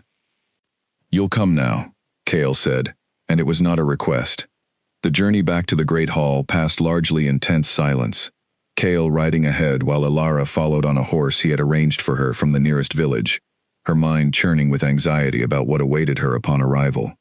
She had spent 3 winters carefully avoiding exactly this kind of exposure, and now she rode directly toward the seat of pack power, her secret laid bare before the very authority she had spent years evading. Word of Kale's return, and of the mysterious woman accompanying him, spread quickly through the Great Hall's corridors by the time they arrived. Whispers followed Alara as she was led through unfamiliar hallways toward the council chambers, curious and suspicious glances from guards and servants alike, who clearly wondered what role this plain, unremarkable stranger played in whatever drama had prompted their king's sudden departure, and equally sudden return. Draven, having evaded capture since his initial flight, had resurfaced in the intervening months, having apparently convinced himself that sufficient time had passed for the scandal to fade, that his continued absence would raise more suspicion than a calculated return to court under the guise of innocence wrongly accused. He stood now among the assembled council members as Alara was brought before them, his expression carefully arranged into concern and confusion, though something sharp and calculating flickered behind his eyes the moment he recognized what Alara's presence likely meant for his carefully constructed deceptions. "Your Majesty," Draven said smoothly, stepping forward before Kale could speak. "Who is this woman you've brought before the council? Surely this cannot be connected to the baseless accusations leveled against me in my absence." "She sheltered my mother," Kale said, his voice carrying clearly through the chamber, silencing the murmur of conversation that had been building among the assembled council members. "For 3 winters, while every one of you believed her, either dead or lost somewhere beyond our borders, my mother lived hidden, at the edge of our own territory, protected by this woman's compassion." Gasps and hushed exchanges rippled through the chamber at this revelation, council members exchanging startled glances as the implications settled over them. Draven's composure flickered, just slightly, though he recovered quickly. "A troubling claim," he said carefully, "though one that raises serious questions about this woman's own guilt in harboring a convicted exile. Surely, Your Majesty, whatever grief you feel regarding your mother's fate should not blind you to the very real crime of sheltering someone condemned by proper pack authority." "Condemned falsely," Kale snapped, "as you know better than anyone in this chamber, Draven." The room fell utterly silent, tension crackling through the air, as every council member's attention shifted entirely toward the exchange unfolding between their king and his senior advisor. Draven's expression tightened, calculation visible now beneath his usual smooth composure. "I do not understand your meaning, Your Majesty." "I found the letters," Kale said, his voice low and dangerous. "My mother's correspondence with my father, documenting her suspicions about the true cause of his illness. And your own note, in your own handwriting, arranging for the poison that ultimately killed him." Draven's face had gone pale now, though he attempted, with visibly failing effort, to maintain some semblance of his usual confident authority. "Letters can be forged, Your Majesty. Suspicions recorded by a grieving, desperate woman prove nothing conclusive. Then perhaps this woman's testimony will prove more convincing," Kale said, gesturing toward Alara. "Tell the council what my mother told you, during the years she lived under your protection." Alara felt every eye in the chamber shift toward her, the weight of the moment settling heavily onto her shoulders. She thought of Merwin's final wish, spoken during those quiet, fading days of her 3rd winter, the desperate hope that someday, somehow, the truth might finally reach her son and clear her name of the terrible crime she had never committed. This was that moment, arrived far sooner and under far more dramatic circumstances than either of them could have anticipated, but arrived nonetheless. "Merwin told me everything," Alara began, her voice steady despite the nervous flutter in her chest.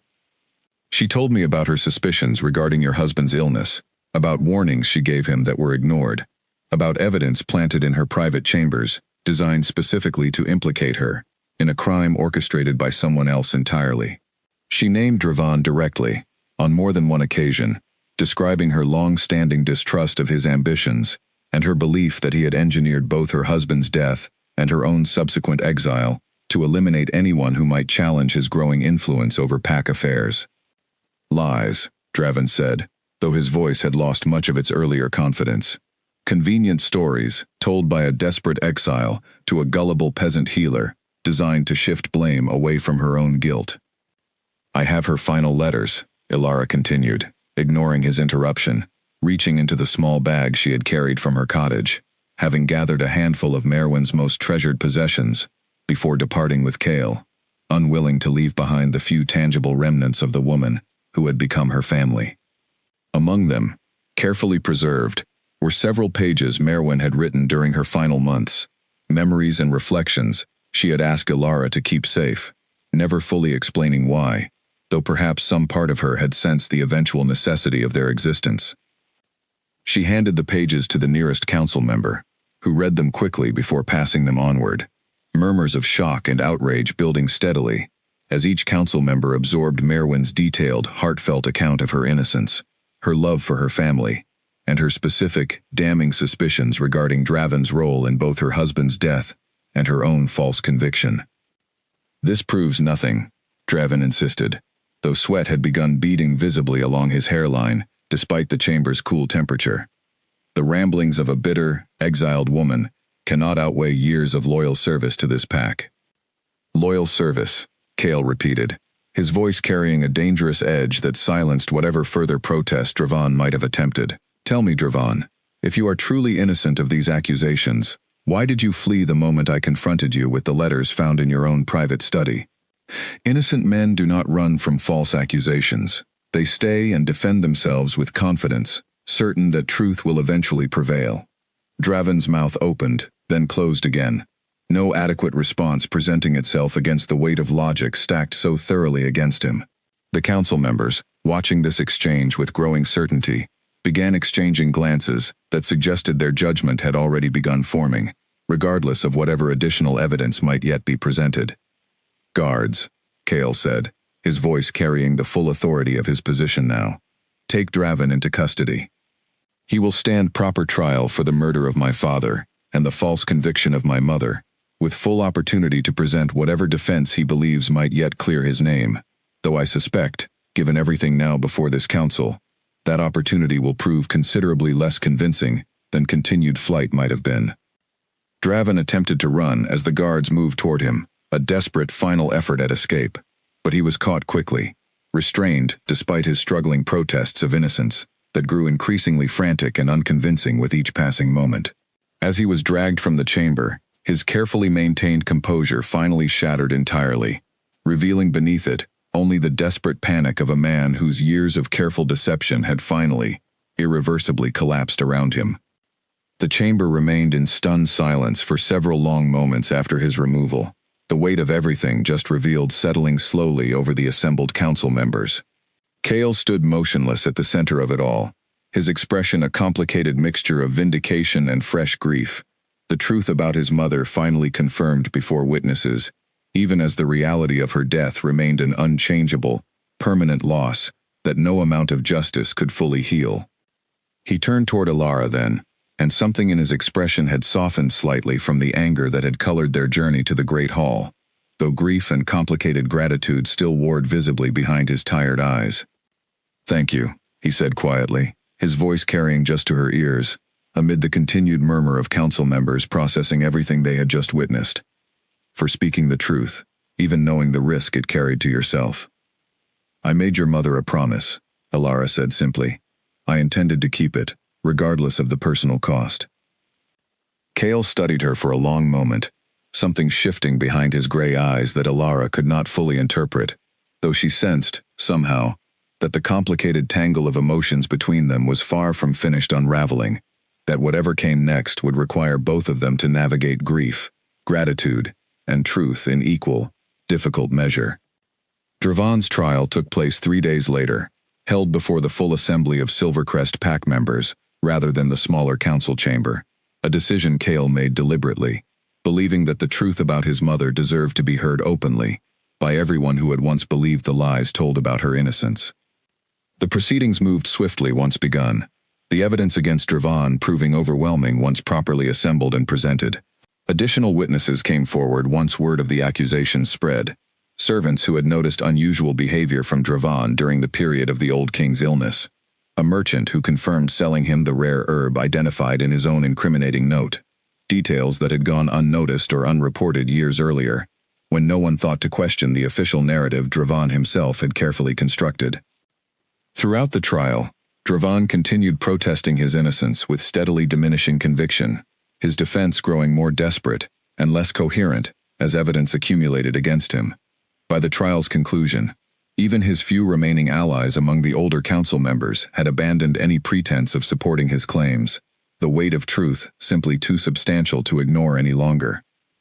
One particular witness proved especially significant during the second day of proceedings, an elderly woman named Ivy, who had served as a chambermaid within the royal household during the final months of the old king's life. She had never come forward previously, having married and moved to a distant village shortly after Merwin's exile, fearful of drawing attention to herself during a period when speaking against Dravon's official account might have endangered her own safety. "I noticed him entering the Queen's private chambers on several occasions when she was not present," Ivy testified, her voice trembling slightly with the weight of memories she had carried silently for years. I thought little of it at the time, assuming he had legitimate business as the king's trusted advisor. It was only much later, after hearing of the queen's exile and the evidence supposedly found within her rooms, that I began to wonder whether I had witnessed something far more sinister than I initially realized. "Why did you not come forward sooner?" one council member asked. "I was frightened, honestly," Ivy admitted.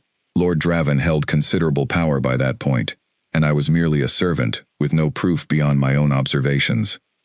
I feared speaking against him would cost me my position, or worse.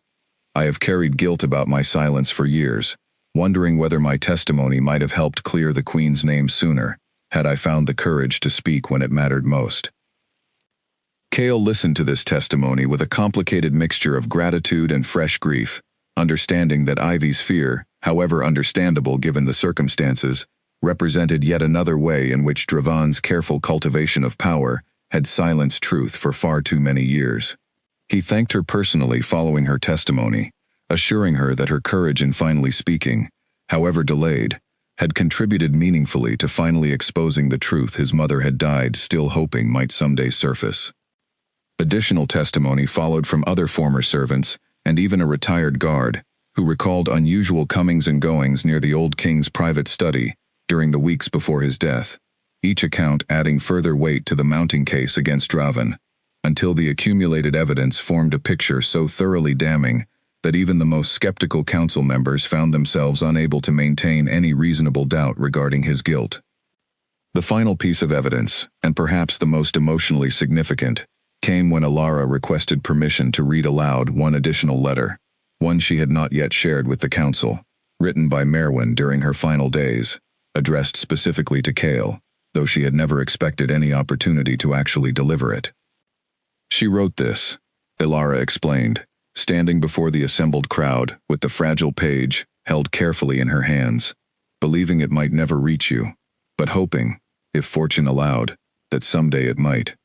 "She asked me to keep it safe, though she never explained fully why. Until this moment, I did not fully understand what she intended." Cale nodded silently, his expression tight with barely controlled emotion, gesturing for her to continue. Alara unfolded the page carefully and began reading, her voice carrying clearly through the silent assembly hall. "My dearest son," the letter began, "if these words ever reach you, know first that I never stopped loving you, not for a single day during all the years since I was taken from our home. I understood, in the confusion and grief following your father's death, that you were young and overwhelmed, surrounded by voices telling you a version of events I could not counter from exile. I do not blame you for believing what you were told. I blame only the man who told those lies, and I hope, with all my heart, that by whatever means this letter reaches you, the truth has already found its way to you as well." Alara paused briefly, glancing up to see Cale's expression, tears already gathering visibly in his eyes, despite his obvious effort to maintain composure before the watching assembly. "I want you to know," she continued reading, "that I have watched your reign from a distance, these past years, hearing occasional news carried by travelers passing near wherever I found temporary shelter. I heard of the corruption you rooted out from your father's council, of the fairness you brought to disputes among pack members, of the strength and wisdom you have shown in leading our people through difficult seasons. I could not have been more proud of the man you became, even from the painful distance exile forced between us." A quiet murmur moved through the assembled crowd, many visibly moved by the raw sincerity carried in every word of Merwin's final message to her son. "I found unexpected kindness during my final years," Alara read, her own voice growing thick with emotion now, as she approached the section of the letter that spoke most directly to her own role in Merwin's final chapter. "A woman took me in during a storm that surely would have killed me otherwise, asking nothing in return beyond simple compassion. She became, in every way that matters beyond blood, a daughter to me during the years we shared together. If you ever have opportunity to know her, I hope you will treat her with the same kindness she showed me, for she gave me something precious during my final years, a home, a family, and the dignity of being believed and loved, despite everything the world had decided about me." Alara's voice caught slightly on these words, memories of Merwin flooding back with sudden, overwhelming force. She took a steadying breath before continuing to the letter's final lines. Whatever happens, know that I forgave you long ago, for whatever confusion or belief led you away from me during those difficult early days. I hope you can find it within yourself to forgive me as well, for not fighting harder to prove my innocence before circumstance separated us so completely. I love you, my son, exactly as I did the day you were born, exactly as I will continue loving you for whatever time remains to me, and beyond, if such things are possible. Rule wisely, love fiercely. And please, if nothing else, believe that your mother never stopped believing in the goodness I always saw within you, even as a small, stubborn boy climbing trees far too tall for his own safety. The letter ended there, and for a long moment, the entire assembly hall remained utterly silent, the weight of Merwin's words settling over everyone present. Cale stood motionless, tears now falling freely down his face, without any attempt at concealment, the raw grief and love contained within his mother's final message, clearly overwhelming whatever composure he had managed to maintain throughout the earlier proceedings. Draven, standing before the assembly awaiting final judgment, seemed to shrink visibly under the collective weight of the crowd's attention, whatever remaining sympathy anyone might have harbored for him, entirely extinguished by the raw humanity of Merwin's letter, contrasted so starkly against the calculated cruelty of his own actions. The council's judgment came swiftly after the letter's reading. Draven found guilty of murdering the old king and orchestrating the false conviction that led to Merwin's exile. He was sentenced to permanent banishment from Silvercrest territory, stripped of all titles and privileges he had accumulated through years of careful deception, sent away under guard to ensure he never again set foot within Packlands. As the assembly began slowly dispersing following the judgment, Cale remained standing at the center of the now emptying hall, his gaze fixed on Elara with an expression that had shifted entirely from the anger and accusation of their first difficult conversation days earlier. "I owe you an apology," he said quietly, once the hall had cleared enough to allow private conversation. "I spoke to you with anger that belonged rightfully to my own guilt, not to your kindness. You gave my mother everything I failed to provide during her final years. You gave her safety, love, and the dignity of being believed.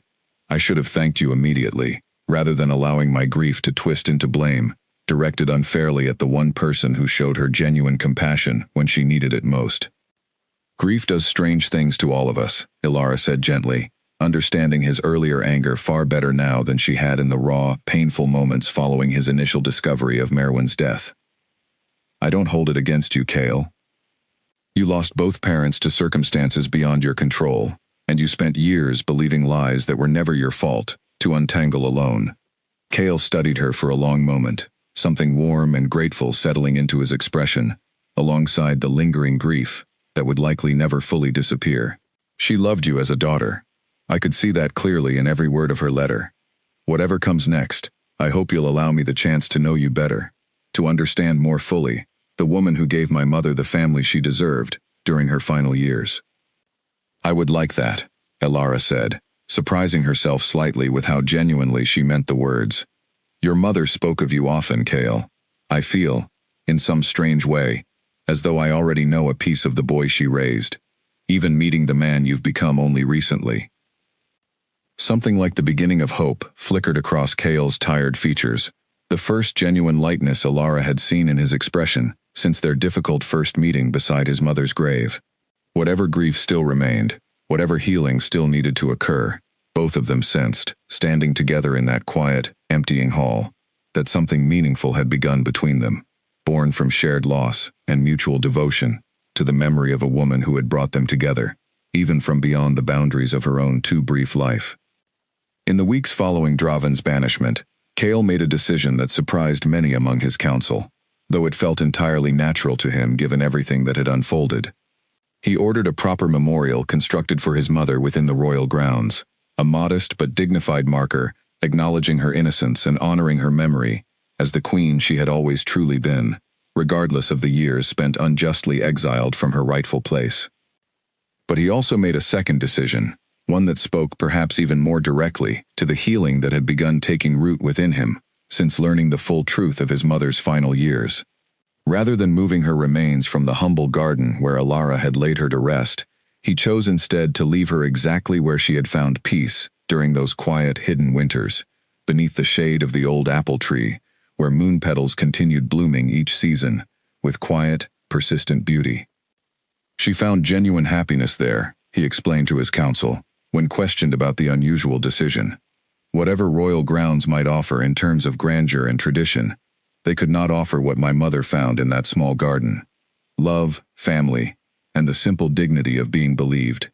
I will not disturb that peace now, simply to satisfy tradition that failed her so completely during her lifetime. Instead, he arranged for additional moon petal seeds to be sent from the royal gardens, ensuring that Alara's small property would remain forever blessed with the flowers Merwin had loved, a living tribute that would continue blooming long after any of them remained to tend it personally. In the months that followed, Cale found himself returning to that small cottage at the edge of his territory, more frequently than official duty required, each visit offering him small pieces of his mother's final years, that Alara shared gradually, stories and memories that helped complete the picture of who Merwin had become during the winters of her exile, softening the harsh edges of loss with the warmth of knowing she had found genuine happiness, despite everything taken from her. What began as visits rooted in shared grief slowly transformed into something else entirely, a friendship built on mutual respect and gradually deepening affection that neither had anticipated when their paths first collided so painfully beside Merwin's grave. Cale found himself drawn not only to the stories Alara carried of his mother, but to Alara herself, her quiet strength, her fierce compassion, the same qualities that had led her to shelter a dying stranger without hesitation, regardless of the danger such kindness invited into her own life. "You remind me of her, in certain ways," Cale admitted one evening, nearly a year after Dravan's trial, as they sat together in the garden, watching moon petals sway gently in the evening breeze. Not in appearance, but in spirit. The same stubborn determination to do what's right, regardless of personal cost. "She taught me a great deal, during our winters together," Alara said, smiling softly at the memory. "I think some of her strength simply rubbed off on me, through all those long conversations by the fire." "I'm grateful for that," Cale said quietly. "Grateful for you, honestly, beyond simply what you gave my mother. I did not expect, when I rode out searching for answers about her fate, that I would find something so unexpectedly precious in the process." Alara felt warmth spread through her chest at his words, understanding fully now the direction their relationship had been gradually, naturally moving throughout the past year of shared grief and healing. "I did not expect it either," she admitted. "But I find myself grateful as well, for whatever strange path brought us together, even through such difficult circumstances." Their courtship, once acknowledged openly between them, moved forward with the same careful, deliberate pace that had characterized their entire relationship from its painful beginning. Cale introduced Alara gradually to pack society, allowing trust and familiarity to build naturally, rather than rushing toward formal announcements that might invite unnecessary scrutiny or gossip.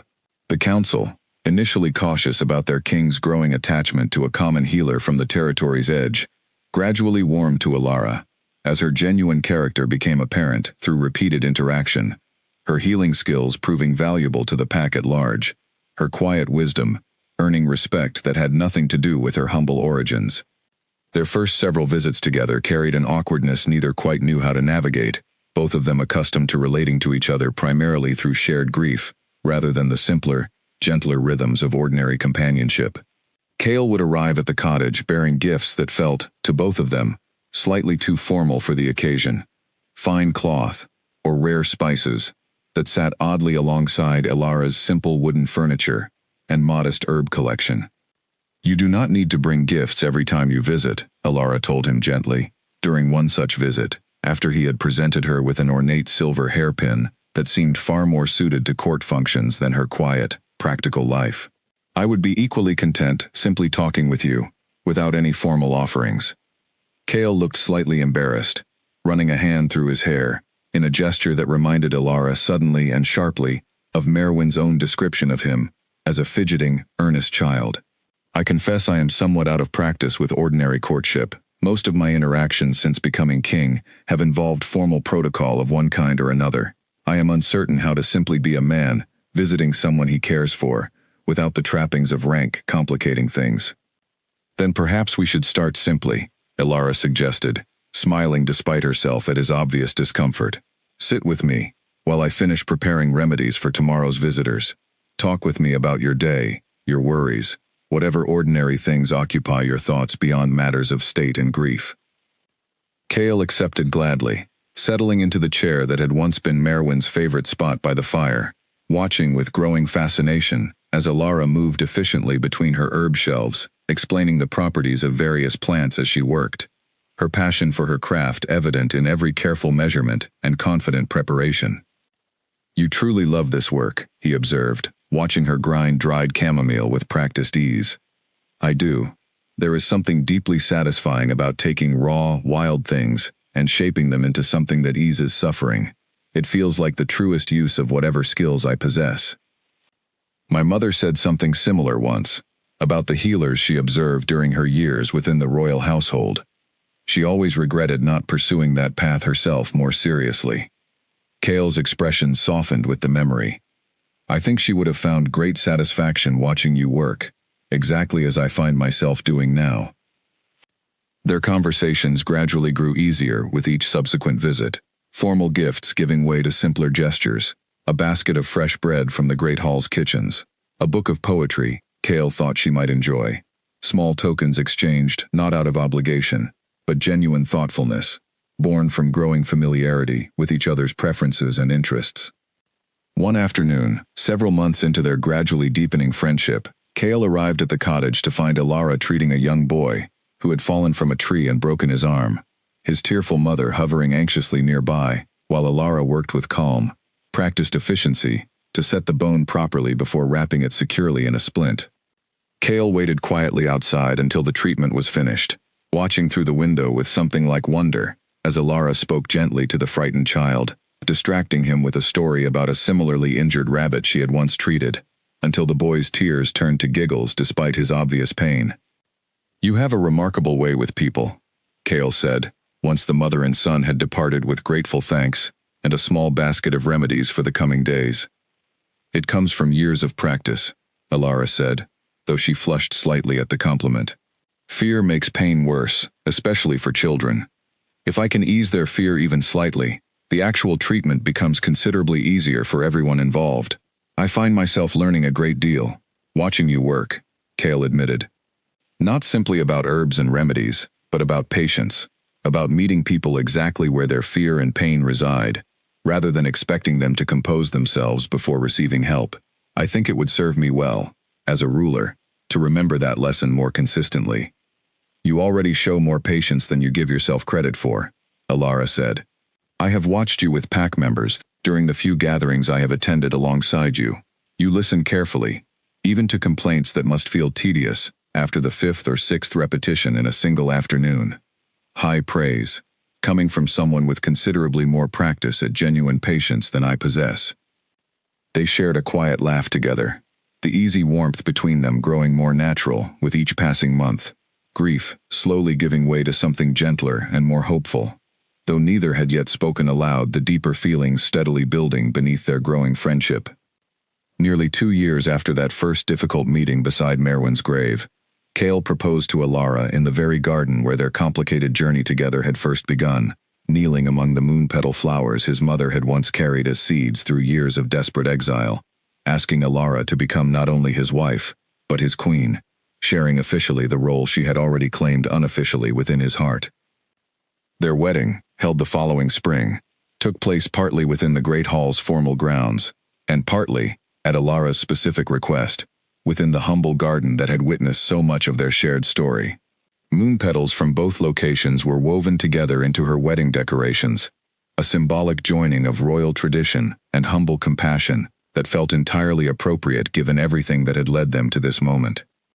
Standing before the assembled crowd of pack members, family, and friends, Alara found herself thinking of Merwin throughout the ceremony, wishing desperately that the woman who had become her mother in every meaningful sense could have lived to witness this particular joy, this unexpected joining of two lives, shaped so profoundly by loss and love in equal measure.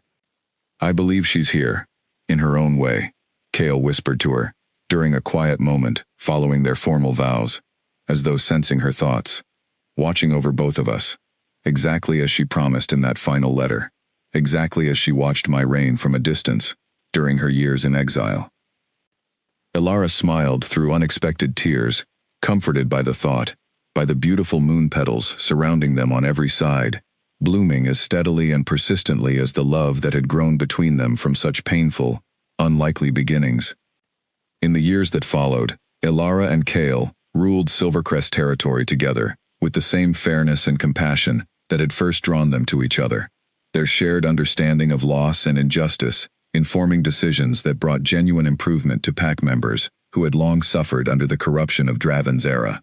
Ilara continued practicing her healing skills even after becoming queen, refusing to abandon the humble work that had defined her identity long before any crown entered her life, teaching younger healers the remedies Merwin had once taught her, ensuring that knowledge continued flowing forward through generations, exactly as it had once flowed to her. The garden at the edge of their territory remained exactly as it had always been, humble and unassuming despite its royal connections, moon petals blooming faithfully each season beneath the old apple tree. Tended now by caretakers, Ilara appointed specifically to preserve the sacred, private space where her journey with Merwin had unfolded across 3 difficult, precious winters. And in the Great Hall's formal gardens, a second patch of moon petals bloomed as well, planted by Kale's own hand shortly after his mother's memorial was completed, a visible, public acknowledgement of the queen who had been wronged so terribly, finally honored in death exactly as she deserved throughout her life. 2 gardens, 2 sets of flowers, blooming season after season in quiet, persistent tribute to a woman who had endured exile, grief, and false accusation, only to find, during her final years, the unexpected gift of genuine family and enduring love. Her legacy lived on not only in the flowers themselves, but in the compassionate rule of the son and daughter she had brought together, even from beyond the boundaries of her own too brief, too difficult life. 3 years into their marriage, Ilara gave birth to their first child, a daughter with her father's pale gray eyes, and, as she grew, her mother's steady, patient hands. They named her Marin, a name close enough to honor her grandmother's memory, without carrying the full weight of a name still associated by some within the pack with years of painful history. Kale wept openly, the first time he held his daughter, overwhelmed by the strange, beautiful continuity of holding new life so soon after years spent consumed by loss. "She has your mother's eyes," Ilara observed softly, watching Kale cradle their daughter with careful, awestruck tenderness. "I see her in so many small ways already," Kale agreed, his voice thick with emotion. "I only wish she could have met her granddaughter. I think she would have loved teaching Marin everything she once taught you." "Perhaps she will, in her own way," Ilara said, glancing toward the window where moon petals continued blooming faithfully in the garden beyond. "I intend to tell Marin everything about her grandmother, every story, every lesson, every piece of who Merwin truly was, beyond the false accusations that once defined her in the eyes of those who never knew her properly. She will grow up understanding exactly what courage and love truly mean, through her grandmother's example." True to her word, Ilara raised Marin, and the 2 younger children who eventually followed, with stories of Merwin woven throughout their childhood, tales of a queen who had endured terrible injustice with quiet dignity, who had found unexpected family during her darkest years, and who had left behind a legacy of moon petal flowers that continued blooming as a testament to truth, eventually finding its way home, however long the delay might prove to be. Osric, the diligent young clerk whose careful work had first uncovered the letters proving Merwin's innocence, rose steadily through the pack's ranks over the following years, eventually becoming one of Kale's most trusted advisors, a role he filled with the same quiet integrity that had first brought the truth to light. He often visited the royal nursery, delighting the children with stories of how their grandmother's letters had finally surfaced after years of careful searching through dusty archive rooms, a reminder that patience and diligence could accomplish what desperate searching alone sometimes could not. As for Dravan, reports occasionally reached the pack of his diminished circumstances in the years following his banishment, stripped of the wealth and influence he had spent decades accumulating through deception and betrayal. He lived out his remaining years in obscurity, far from any territory that might recognize his name, a fitting conclusion to a life built entirely on lies that had ultimately, inevitably, collapsed under the weight of truth. Ilara and Kale ruled together for many years, their partnership strengthening with each passing season, their shared understanding of grief and injustice informing a leadership style that prioritized fairness and compassion above rigid tradition. Pack members who had once suffered under corrupt officials found genuine recourse under their combined rule, disputes settled with careful attention to truth rather than convenient assumption, a direct legacy of the painful lessons both rulers had learned through their own personal experiences with false accusation and delayed justice. In her later years, when Alara had grown gray herself, tending her garden had become a task she shared regularly with her own grandchildren, teaching them the same remedies Merwin had once taught her, passing forward knowledge that had traveled now through 3 generations of careful, loving hands. She often sat beneath the old apple tree during quiet afternoons, surrounded by moon petals that had multiplied steadily over the decades, remembering the frightened, dying stranger she had once carried in from a terrible storm, marveling at how completely that single choice, made in a moment of simple compassion, had reshaped the entire course of her life. "Do you ever wonder," she asked Kale once, during one such quiet afternoon, many years into their marriage, both of them considerably older now, watching their grandchildren play among the flowering moon petals, "what might have happened if I had simply stayed inside that night and let the storm take its course?" Kale considered the question seriously, watching their grandchildren's laughter carry across the garden. "I try not to dwell on it too often, but when I do, I think of all the years my mother would have missed, the love she found here, the peace she carried into her final days because of your kindness. I think of our children, our grandchildren, this entire life we have built together, none of which would exist without that single choice you made. I am endlessly grateful you did not simply stay inside."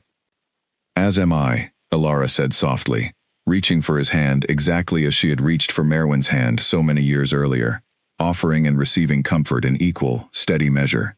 "As am I, my love, more than words could ever properly express." The moon petals continued blooming each spring, in both gardens, long after Alara and Kale themselves had passed peacefully into memory, tended faithfully by generations that followed, a living testament to a truth that had once nearly been lost forever, and to the enduring, powerful legacy of choosing compassion, even when compassion carries genuine risk. Their story remained, whispered still among pack members many years later, a quiet reminder that love freely given, and truth patiently pursued, together possess the power to heal even the deepest wounds that injustice and grief can inflict upon a family, a kingdom, and the fragile, precious bonds that hold both together across the passage of time. Their story, whispered among pack members for generations afterward, became a quiet reminder that kindness shown without expectation of reward often returns in ways impossible to predict, that truth, however long delayed, eventually finds its way home, and that family, in its truest and most meaningful form, is built not merely through blood, but through the countless small choices to love, protect, and believe in one another, regardless of whatever danger or difficulty such devotion might invite. The moon petals continued blooming, every spring, in both gardens, exactly as Merwin had once hoped, her quiet claim to a truth the world had finally, fully acknowledged.